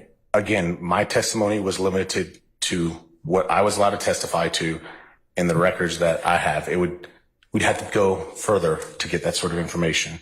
Are you familiar with which towers were not in service, were not operational on April 26th of 2015? Again, we would have to go into more information than I was testifying to today or the last few days. Okay, would those questions possibly be better suited for an expert in cell towers and cell phone geolocation? Sure, they could be answered by a cell phone expert, but they would still be limited to the information that they have at hand. And you are not an expert? I was not classified an expert here in this court. Okay. Now, as part of your... Oh, go. No, I was saying I haven't been classified as an expert today or the previous days here in this court. My opinion was I probably could be qualified as an expert based off of Georgia law and expertise regarding cell phones. Okay, and I'm going to ask you, as someone who says that they could probably be considered an expert, can you give us the cell tower radius of the individual cell towers that you referenced in that chart? Okay, again, my testimony today has been limited to those records. So if I was going to testify as an expert, I would request additional data from those cell phone providers to find out which ones are on and off, and we would have to go in depth in that manner. But that was, my testimony was not, basically didn't go into that. That would require information that you don't have here today, correct? In these records, there's not information about which towers were being used or weren't being used. It's just the towers that I guess were being used because that's what the phone's connected to. Now, you were the lead investigator on this case, this Cobb County case from April 25th going into April 26th of 2015, correct? Yes, the investigation spanned longer, but yes, that incident, yes. I'm talking about the incident date. Correct, sir. Okay, and you're the lead investigator from Cobb County. That's correct, sir. Okay. As part of your investigation, you obtained, I believe it was a search warrant for my client. My client is Shannon Stillwell, for his Instagram records, correct? I did, sir. Okay, and do you have the records, the Instagram records in front of you? I believe, yes, sir. Matt, you can give me all of the Instagram records. Okay. This one's not paperclip, but Appreciate it.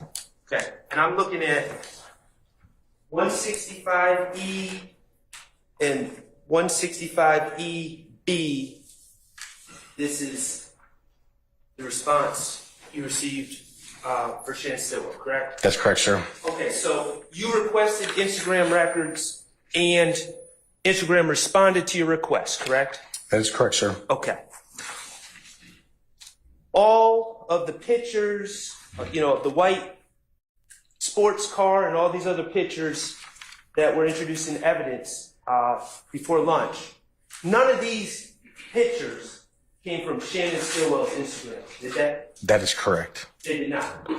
Your statement was correct. They did not, those pictures we were shown did not come from these records. That is correct. Thank you. Now, you were saying, I pointed out the date of the incident. You said the investigation spanned beyond April 26th of 2015, correct? Sure, yes. It spanned into 2016, correct? I can't remember. I'd have to look at the date I closed the investigation, but it certainly spanned at least until the late 2015, possibly into 2016. That's correct. Would looking at your reports help you tell us when you closed your investigation? Yes, it would. Feel free to refresh your recollection.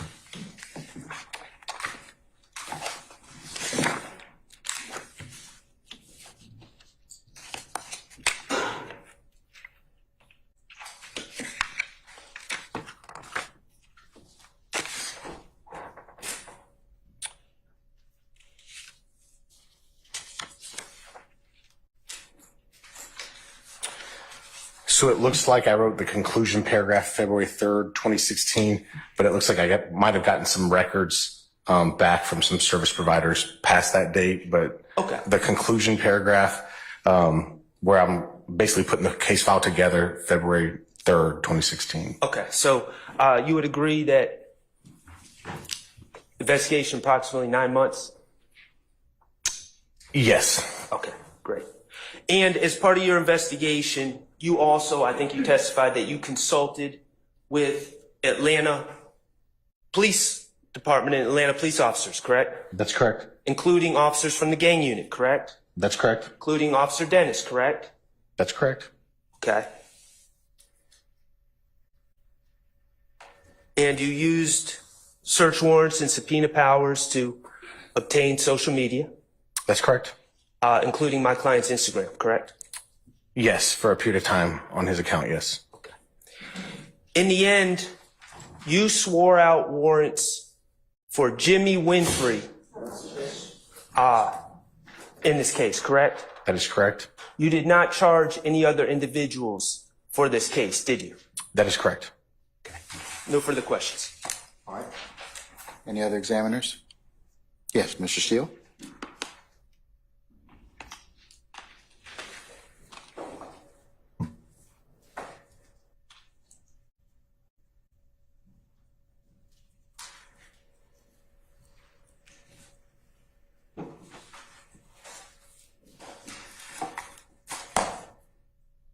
How are you?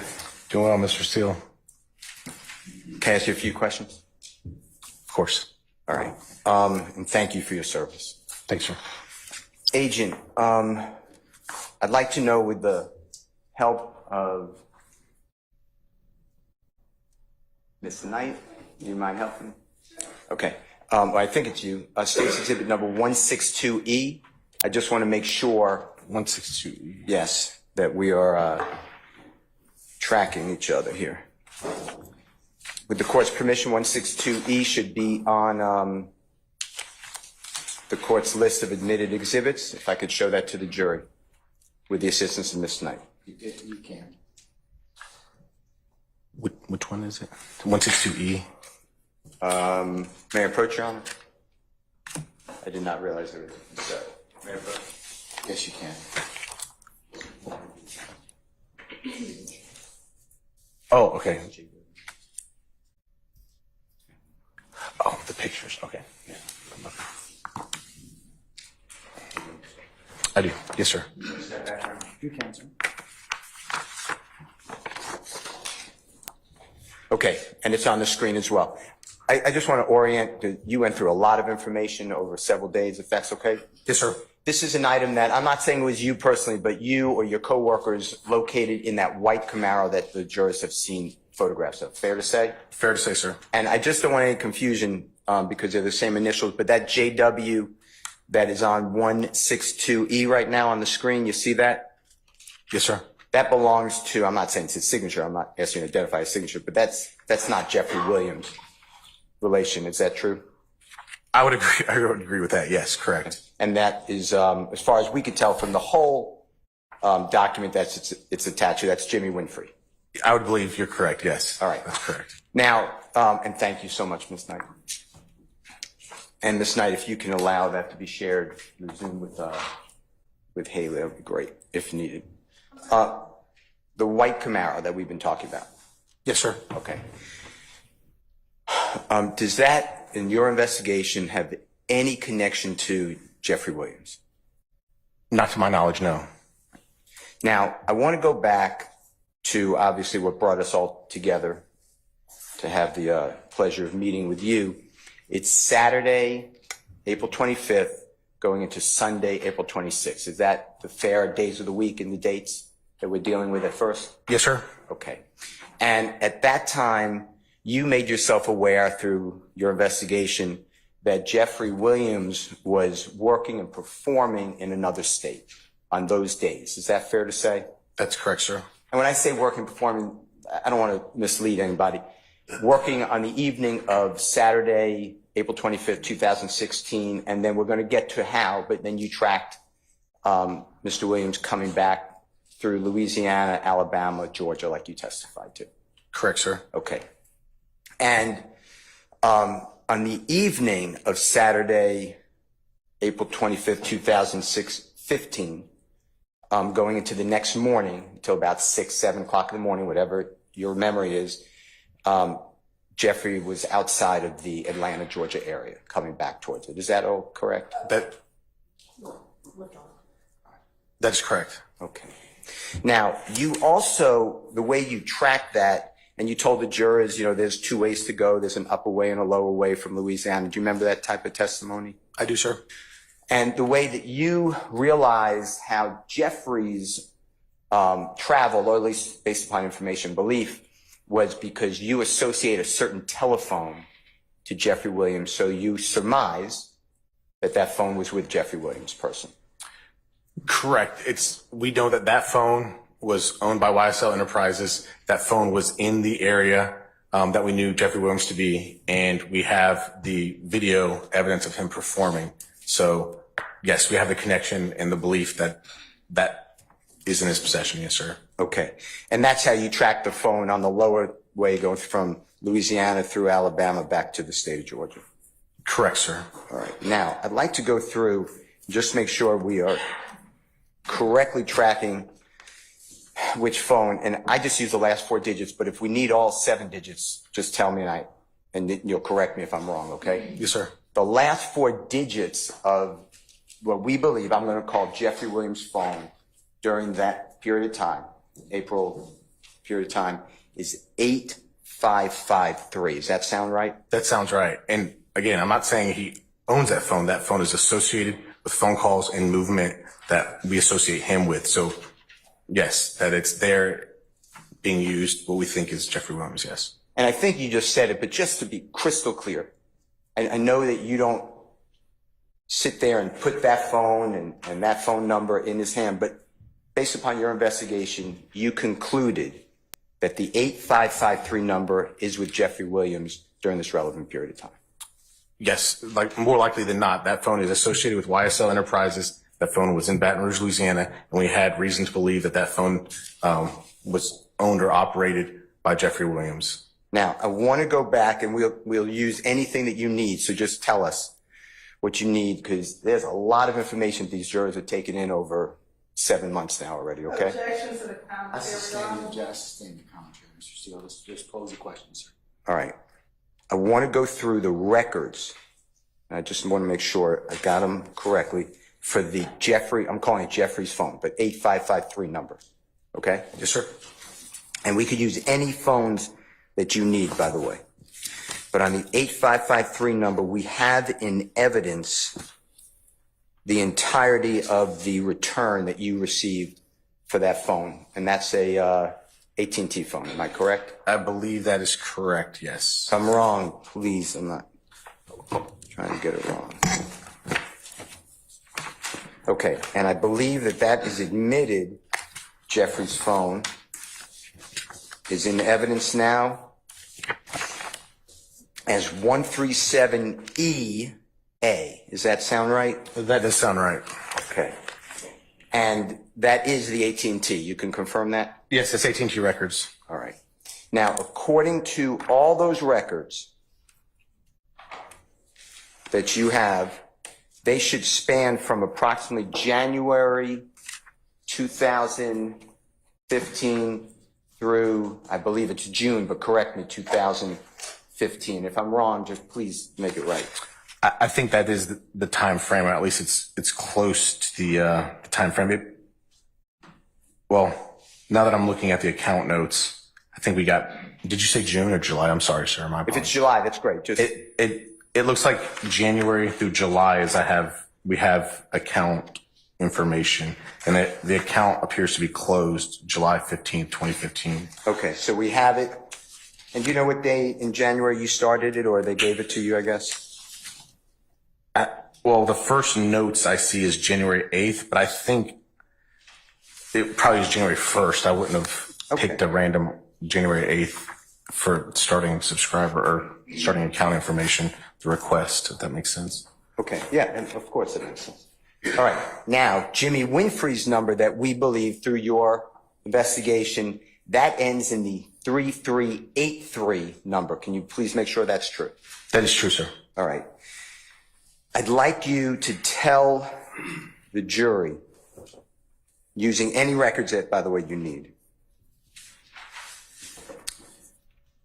whether it is true that, hold on 1 second. Let me get my notes so I don't mess this up. Can I have 1 second, Your Honor? Sure.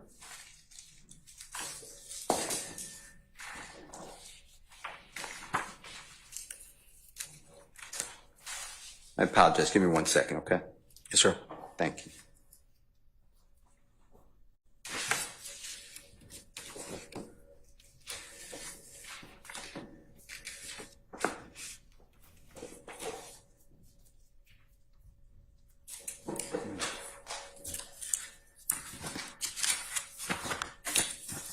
Okay, I got it. Thank you so much. Okay, now, using Jeffrey's records, is it fair to say that you can search those records to determine how many times phones connected or tried to connect? Sure, yes. All right. I am going to ask Haley Hackenwald if she's available to use it to show Jeffrey's record return, okay? Okay. If you need to see anything from that, just you're guiding us.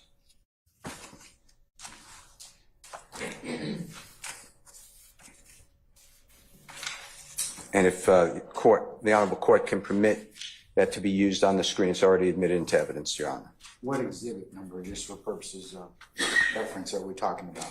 It is exhibit number 137E. Echo?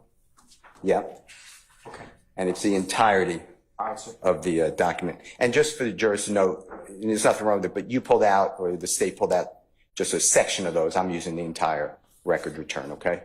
Correct, sir. All right. Now,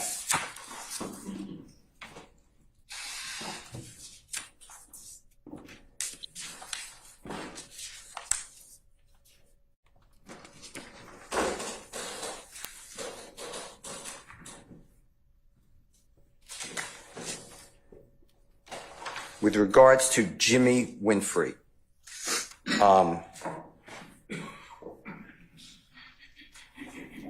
in April 2015, so I'm including the entire month, okay?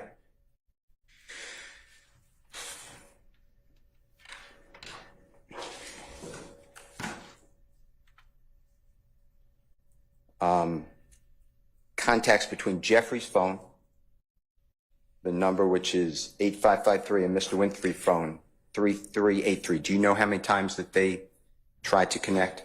Off the top of my head, no, sir. Can she run a search? If you need to run it, you'll run it. I mean, whatever you want. So do it right in front of you. Okay, so Haley put in 3383. That's the Mr. Winfrey phone, okay? Sure. All right, now, do you see where it is highlighted and you see the date? Yes, sir. All right. Can we go to, and we could do them all, but I was going to just do April first. Is that okay? Search or cross-examination. Can you go to April first?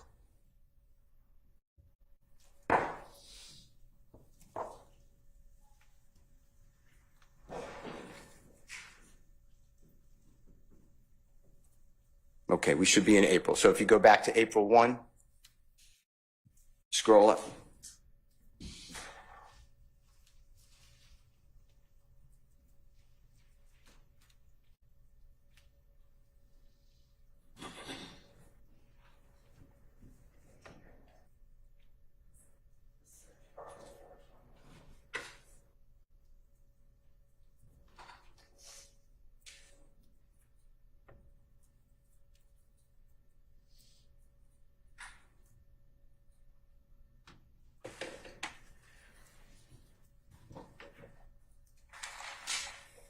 Okay, that starts April 1, about now, and it should be on page,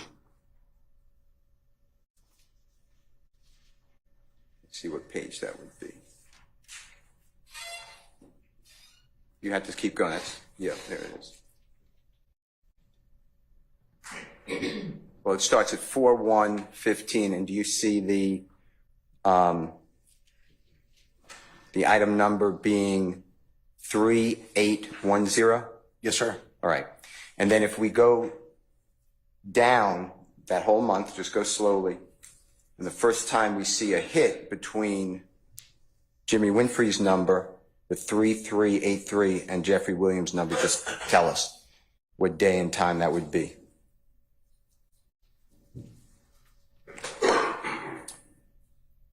I mean, it looks like we jumped, but the first one I see is that 4/29/15.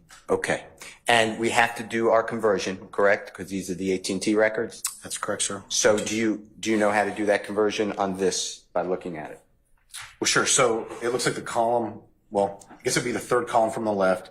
So we're in like the 5,400, 23 or whatever, if you want to pick whichever one. I guess it's 24 for that first highlighted portion. So we look for the third column over. Yep. Kind of what was just highlighted there, and 0010. So subtract 4 from that, for this time of the year. And then we would get the number. So, that's about 8:10 p.m. is what I would say it is. Eastern Standard Time. Correct, sir. Converting it to Eastern Standard Time. Correct. Exactly. So, and just for the jurors to know, the number all the way to the left, and you said it, is the 5,400 and either 24th or 25th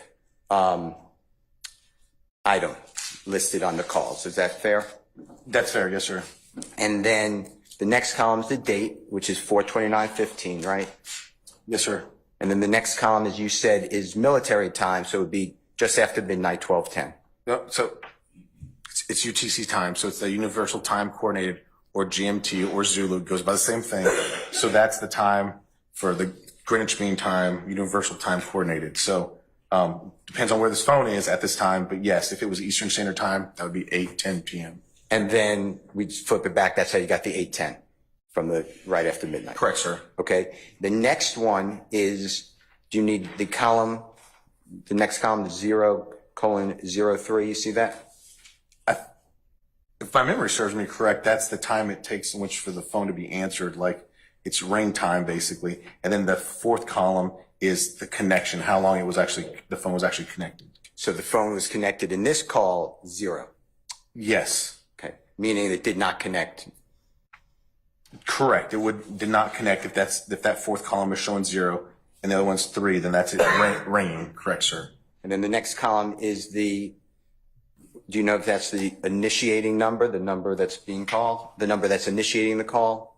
From my memory, I think that first column is originating number. Yep, originating number. And that next column is a terminating number, which receiving number. Okay. So it's Mr. Winfrey's phone calling Mr. Jeffrey Williams' phone. Correct, sir. Not being answered, fair to say? Yes, that's what appears from this one. Okay. And there's 2 of them in a row. It's the 5,424, that's all the way on the left, bottom, second column from the end, and then 5,425 call. You see Correct, that? sir. Yes. And that's the same thing. So it's Mr. Winfrey's phone calling Jeffrey Williams' phone, and neither time does it connect. That's what appears. Correct. And in the entire month of April of 2015, those are according to these records, those are the entirety of the contact between those phones. Yes, for these records, for this number, that's correct. Okay. Now,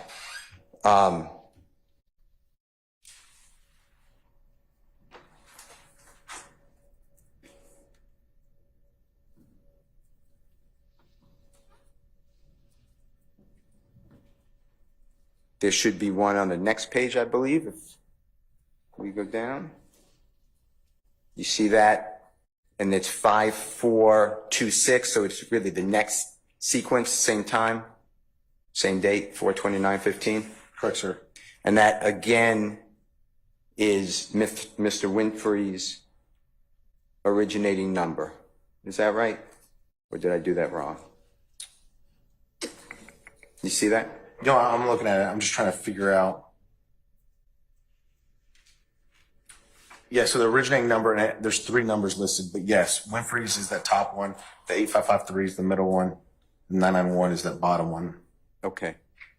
And do you see in the features that's highlighted to the right, See that? Yes, sir. You see the VM? Do you remember what that stands for? Sure. So I think I do, but there's a key that comes with every return that tells you what it is. And VM, I believe, is voicemail. Okay.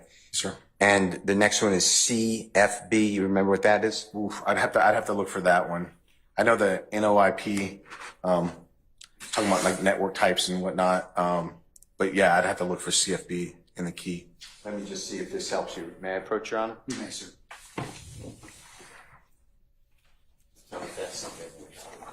Yes, sir. Need to mark it as an exhibit. Okay. For identification. Sure. I'll mark it, Mr. Williams, today's date, number 1 ID. Is that okay? Do you have a pen up there? I do have a marker. No. Okay. It'll write. I mean, Sure. what do you want me to write, sir? Mr. Williams, 1, the number 1 ID is for identification. Do we have that already, Christina? You may have to just mark it next sequential exhibit. Whatever you tell me. And you can leave it up there in case this helps you during your testimony. Okay. Chris? We'll make that 223. Okay, all right. For identification. All right, fine. 223 is fine. Thank you. And just tell the jurors what I handed you, if you don't mind. Just explain it to them. It's the AT&T record key that I was speaking of. Just explain what that does. It's kind of like the directions to make interpreting cell phone records, that response, easier. So all these kind of like short letters, it makes it mean something. It's just like a legend or a key on a map. It just kind of tells you how to read it. Can you tell us what the CFB stands for, if you don't mind? Call forwarding subscriber busy. Okay. And you know what that means, I assume? I mean, I know what call forwarding is, and I know what it means to be busy. Okay. And does that explain these numbers? It likely forwarded and then went to a voicemail, hence the VM. Okay. Yes, sir. So again, there's no contact that we know of on these records. When I say contact, I'm not saying the phones don't connect on those occasions on the same date about the same time, but we can't tell if there's any communication. Fair to say? There's contact. There is a time. So it was connected for a period of time, but that could be the voicemail, right? So we do see 4 seconds, but that could be, again, connection to voicemail. And other than, and just complete it, if you don't mind, Haley, just show the jury and Agent Raissi the rest of April.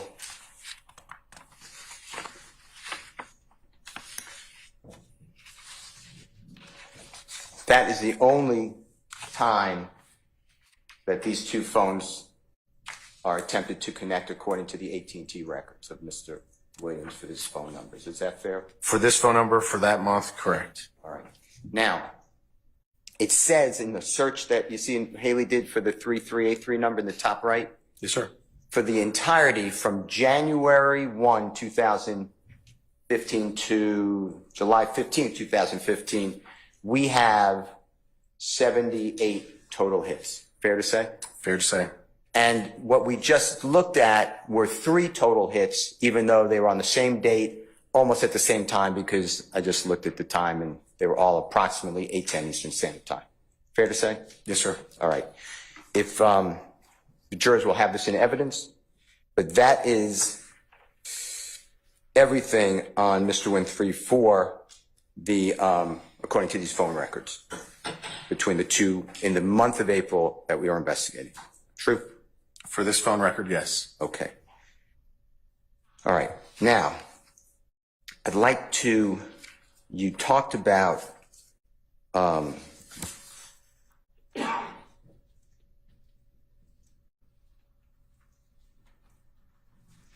YSL Duke, YSL Entertainment maybe Inc. Duke phone, or Duke YSL Entertainment phone, something like that. Do you remember that subscriber information? Objection, Your Honor, to assume effects not evidence with the ink or something. I stand in objection. You can rephrase. What was the, do you remember what the code is? It was, the subscriber name was YSL Duke. Okay, thank you. Now, that number for the jurors, just so we know that we're talking about the same thing, that ends, and if you need the whole number, just say it, but that ends in the 5790 number. Is that fair to say? I believe that is correct. All right. Now, through no fault of your own, but we don't have any historical cellular tower information for that phone. True? That is true. I just did a subpoena, so we don't have the cell site location data for that phone. Correct. All right. And I'd like to talk with you, though, about that number. Now, you know Duke, or YSL Duke maybe, or Duke YSL, to be associated with, I'm not saying there's not other people, but associated with a gentleman named Martinez Arnold. Is that fair to say? Fair to say. And you identified him from two different, a video that the jurors saw and a photograph that the jurors saw. Do you remember those? That's correct, sir. All right. Now, you know that Martinez Arnold or Duke or YSL Duke, whatever, same person. You know from that video that you took off the internet from the blogger. When I say you know, I guess we don't know, but you believe, based upon your investigation, you have a good faith belief that he was also in the state of Louisiana, along with Mr. Williams, on stage on the evening of Saturday night, April 25, 2015. Is that correct? I would agree with that. All right. Now, that cell phone, because we don't have the tracking information, meaning we can't do like what you do with Jeffrey's phone and say, hey, I see the phone going from Louisiana to Alabama to Georgia. We don't know, we don't have that for Mr. Martinez Arnold / YSL Duke or Duke YSL phone, right? I would agree with that. All right. So we don't, and if you do know, please correct me, but you don't know whether Mr. Arnold or Duke or YSL Duke had that phone with him in April of 2015, do you? No, I don't have location information, so I can't like overlay it with the video of him being in Louisiana, no. Okay. Now, a phone could be in the name of YSL Duke, but that phone could be with, me or you. It's possible, right? Correct. I don't know who has the device in their hand. All right. Now, I'd like to, I'm not saying that this is noteworthy to the jurors, but I'd like to go through with you, if you don't mind, the calls. We're going to object to the commentary. I stand. Sure.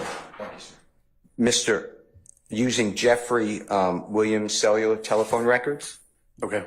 I'd like to also look at the 5790 hits for the for Mr. what I call Martinez Arnold's or YSL Duke phone, okay? So if Haley can do that search, and if she's doing anything wrong, you correct her, okay? You can see what she's doing. Did you do this? Did you look at how many times those phones connect? Generally, but not, and I did it for a lot of phones, but I can't tell you that I did it for this phone, for this time, for this, the way that you're doing it. So, Okay. But yes, I did look at the cross, who's communicating to who at some level. All right. Well, let's look at how many times these phones cross or connect. And Haley she didn't put in the first three numbers, but she did put in correctly, and make sure it's correct, the 815-5790. Is that fair to say? It appears correct. All right. And you get back 62 total hits on Mr. Williams' cell phone records. That's from January 1, 2015 to July 15, 2015. Fair to say? Fair to say. All right. Now, I'm skipping. I'm just doing that because I'm trying to get to the relevant month. I understand, sir. But so she'll scroll down if she doesn't mind, if Haley does not mind. Let's scroll down to, we were in January, now February. There's March, so a little slower. And it's on the screen. It's March 17th. Now she's up to March. Okay, go back if you don't mind. Go back if you don't mind. Okay, she's at March 26th. And you see the two phones connect. You see the Jeffrey Williams. This is Jeffrey Williams records, and then you see the YSL Duke 5790 highlighted in blue. You see that? I do see that, sir. Okay, and that's on March 26th of 2015 a couple of times. You see that? I do. All right. And then the next time that these two phones connect would be, going to these records, would be May 12th, 2015. You see that? I do. So there is no connection between the YSL Duke, Martinez Arnold, subscriber phone and Jeffrey Williams records that is in evidence. You agree with that? The records we have, correct, sir. All right. And we don't know if Martinez Arnold had this phone number with him while in the state of Louisiana on the relevant days, which is April 25, 2015, going into April 26, 2015. I do not know that, correct, sir. Okay. I'd like to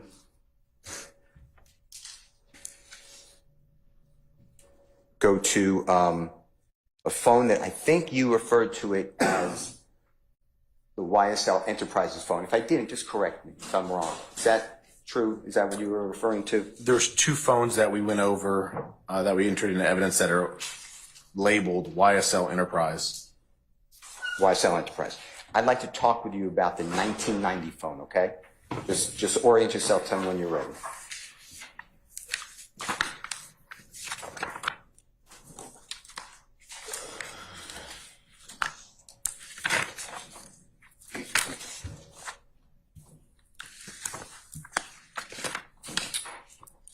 Yes, sir. I believe this. I have it. Okay. Yes, sir. And that phone, you from your extensive investigation, you know that phone to be used by Jeffrey's sister known as Dolly. Is that fair to say? I think that's fair to say. That's what we believe, yes. Okay. So, and I understand that the state was using, and you were using, YSL, help me, Enterprises? Enterprise. But I'd like to just, for an individual, if you agree with it, I'd like to just call it Dolly's phone, if that's okay, if that's accurate. Does that sound right? Yeah, we believe that to be the phone. Again, we don't know who's holding it, but we believe that's correct, sir. All right. So using the 1990 phone, not just this YSL Enterprise, but Dolly's phone, and the jurors heard your testimony, I'd like to know whether it would be okay with you, if it helps you, for Haley to do a search on how many times Jeffrey Williams' phone, which is again 8553, connects with the Dolly 1990 phone, okay? Is that Sure, okay? yeah. All right. And she is putting it in, and she put it in, just make sure it looks right to you, the 583-1990, and she has 174 hits. You see that? Yes. And that again, January 1, 2015, July 15, 2015, right? Yes. All right. And if we can go to our, month at issue, which is April, and just see how many times Jeffrey's phone and Dolly's phone connect. And we're starting at April 1 of 2015, okay?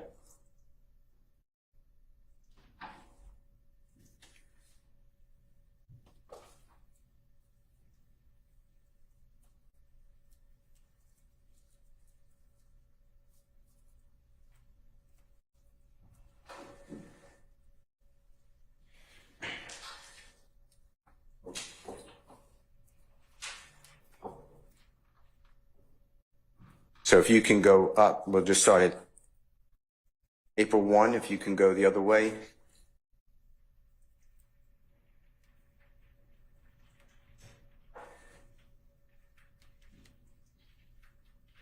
And that is going to be, April 1 should be contact, or it says item 3, and Haley's highlighting 810. You see that? I do, sir. All right, now let's see how many times these two phones connect in April 2015. You see the first connection on item number 4208? That's Yeah. wrong, I said it wrong. Yeah. 4218? 18, yes, sir. Okay, and you see the date as the 6th day of April 2015? Correct. And the time, and I know you have to do your conversion, so what time would that be? So that's 2000. So -4 would be 16. So convert that to basically local time, would be 4:26. One more time? I think I might have. No, you did. It's so it's 6:26 -4. I'm sorry, because a 24-hour clock. That's 10 o'clock. That's 10 p.m. I'm sorry. That's 8 p.m. -4. Yeah. So I was correct the first time. 4:26 p.m. I'm sorry. And we're talking about our time here in Atlanta. Correct. We're talking about Eastern Standard Time. Okay. And then that is a 17-second time for until the phones connect. Is that how you understand the seizure time? Yes, we can go back to the key, but Yeah, yeah, please. it's my understanding I think that's the ring time for AT&T. Correct. Seizure time is the time it takes to connect the call measured from the moment the caller presses send to when the call is connected. So I was correct. The dial time. Yeah, this is the rings. Correct, sir. Each ring between is about 4 seconds. Does that sound right, if you know that? I mean, that sounds correct. Okay. I wouldn't argue with you. The next one is ET. That's the ending time, or it's probably a better word for that. It calls it elapsed time at the duration of the transaction. Okay. So this is 0, so they didn't speak. Correct. Correct. And then you have the originating number is the Dolly phone, right? The 1990. That is correct. And then calling Jeffrey's phone, the 8553. Fair to say? Correct. And then the next one is pretty much the same time, same day. It's again Dolly calling Jeffrey, same result, no answer. Right? Correct. And then the next time is right underneath it. Same time, same issue, and it's a 3-second, and it says what you told us again, remember, all the way in the right-hand side, the voicemail.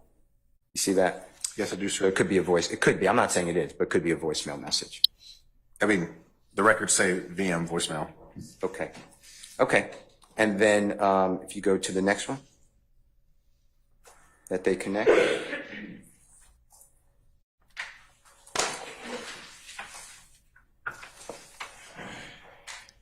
So it looked like it's about a week later on the 13th of April 2015, and it's item number 4496. Yes, sir. And again, this now is the originating number is Jeffrey, if I did that right, calling his sister Dolly. Fair to say? It's fair to say. Okay. And again, it looks like it did not go through. Is that right? Correct. All right. And then the next time that they speak is pretty much the same time. It's the same issue, just rings, no answer, no conversation, as far as we can tell from the records. Correct. Okay. And then the next time that these two phone numbers connect, that's May 9th. You see that? Yes, sir. 2015. And that is Jeffrey calling his sister. Again, they don't connect. You see that? Yes. All right. But now we're in the month of May, right? Correct. So for the entirety of the month of April, according to the records, these phones connect on 4/6, 4/13 without any type of communication that we could tell. Is that true? For the 416, that And the 406, 4/13 and 4/6, yes. April 6th and April 13th. correct. Okay. All right. I would like to just talk about the items in Jeffrey's phone. Do you see that Jeffrey's phone has let's see, how many total items between January 1 and the 15th of July, 2015.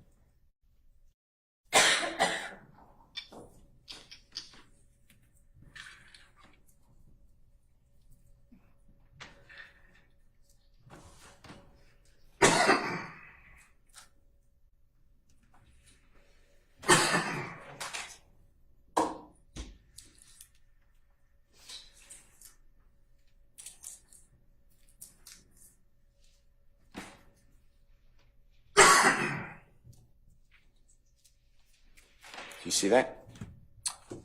Tell the jurors how many items, meaning how many calls were coming or going. Looks like 12,265. So for the 7 months, that's approximately, can you figure out the math, how many connections per month? Oh, yeah. 7.5 months. Well, and we don't know if there's a peak month. I don't know that, so I would be speculating. But yeah, so there's 12,265 out of a 7-month window. So what is that per month? Understanding some months may be a lot more than others. I mean, gosh, I guess it's like almost like 2,000 something roughly. If it was equal months, but we don't know peak times, we don't know anything like that. Sure. Okay.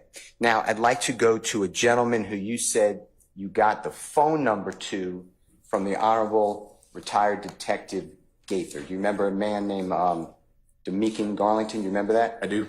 I'd like to just make sure that we're tracking the same number, okay?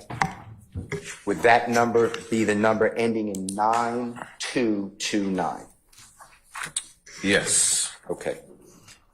With your permission, I'd like, and of course permission, obviously, I'd like Haley to run a search on Jeffrey's records connecting to the number ending for Mr. Garlington from January 1, 2015 up to July 15, 2015 for Mr. Garlington's number ending in 9229, okay? It's your cross-examination, sir. All right. And tell the jurors how many hits there are between Jeffrey Williams' phone and Mr. Garlington's phone. I have a little box with a camera on my screen. I'm sorry. And the box is there. I can't see that, sir, because it's with our little Zoom or whatever box is there. Do you see where it says right in the center? Does that help you? It was just moved to the left. No. It wasn't that Adobe one. I have you, Podium 1C Zoom right in front of where my numbers would be. Okay. I'm sorry. That's it. No, don't be sorry. Let's see if we can move that.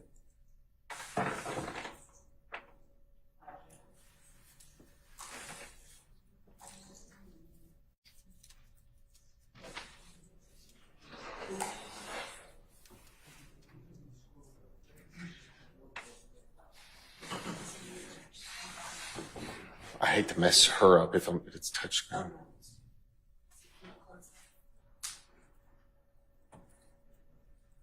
I actually did move.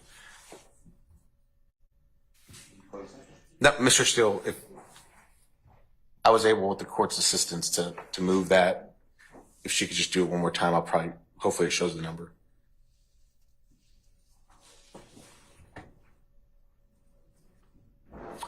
Okay, so that's what the issue is. There's no number showing up on that part. It's saying it's finished and there's no matches. So my apologies, sir. No, don't apologize. We appreciate what you're doing. Okay, so for Jeffrey Williams' phone to Demekin Garlington's phone, according to retired Detective Gaither, the Honorable Retired Detective Gaither, they'd never connect. Fair to say? These phones don't connect in these records, correct, sir? Okay. Now I'd like to do another phone, if you don't mind. Mr. Steele, now might be the time to. Whatever, I am with the court. All right. All right. Ladies and gentlemen, as promised, we've gotten to about 3 o'clock, and this is a natural stopping point. So what I'd like to do, ladies and gentlemen,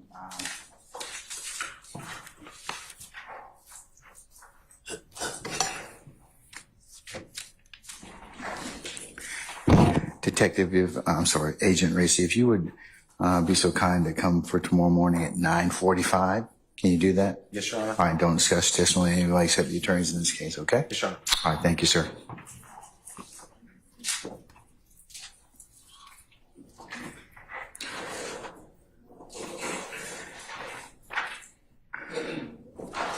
All right, ladies and gentlemen, jury, any ministerial inquiry of me? Okay, tomorrow morning, I'd like you all to be here for 9:30 for an anticipated 10 o'clock start time. We'll have a regular day till tomorrow at about 5 o'clock, okay? All right, if you don't have any other inquiry, let's go through your customary admonitions. Remember to leave your notepads in the basket as you leave. Remember that you are not to discuss this case amongst yourselves in onesies and twosies as you're going, whatever means of conveyance, as you're back there in the jury deliberation room. Remember, it will be a violation for you to go ahead and take your notepads, and we'll start recapping the testimony, comparing notes, or otherwise handicapping testimony as you go along. Remember, you cannot do any of those things until this court tells you and gives you instructions on how you to begin that particular process and manage it.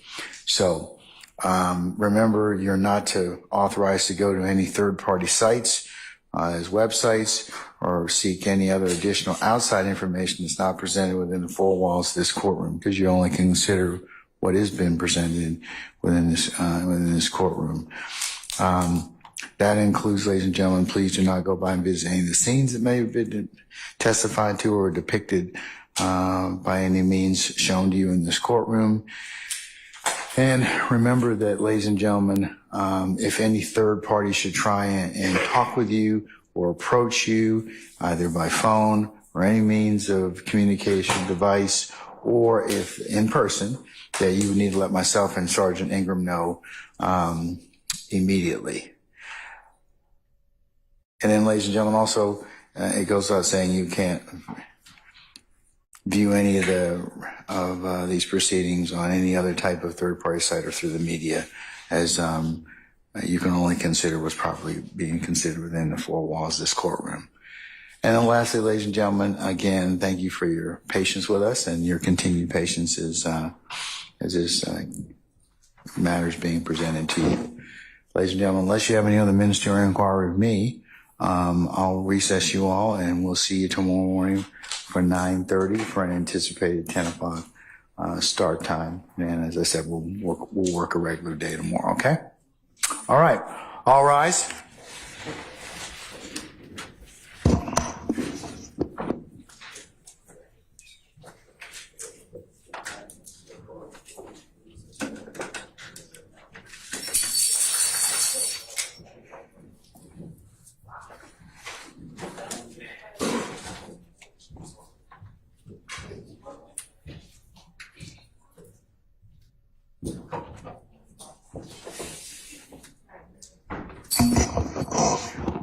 All right, ladies and gentlemen, please be seated. Our jury has left us.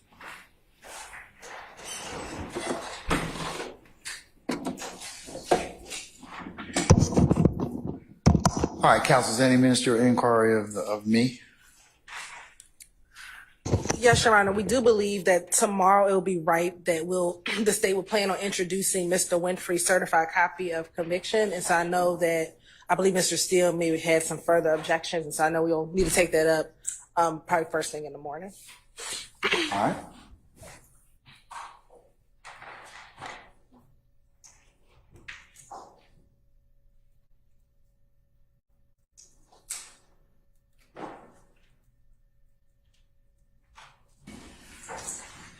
Okay.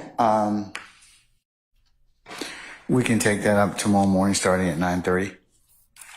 So, counsels, if you would be here, in order for us to actually take that up at 9:30, we can go ahead and exhaust that before our jury, when we're scheduled to meet at 10 a.m., okay? Thank you, Your Honor. All right. Anything else from any of defense counsels? Okay, Mr. Matthews, what time are you supposed to be here tomorrow? 9:30 for 10 o'clock starts. Okay, you're not supposed to be sitting down at 10, you'll be here early, right? Okay, all right. Okay, all right. Anybody else? Anybody else have any issues? Any other questions of me? Okay, councilors, I'll see you tomorrow morning, for 9:30, okay? Thank you. All right.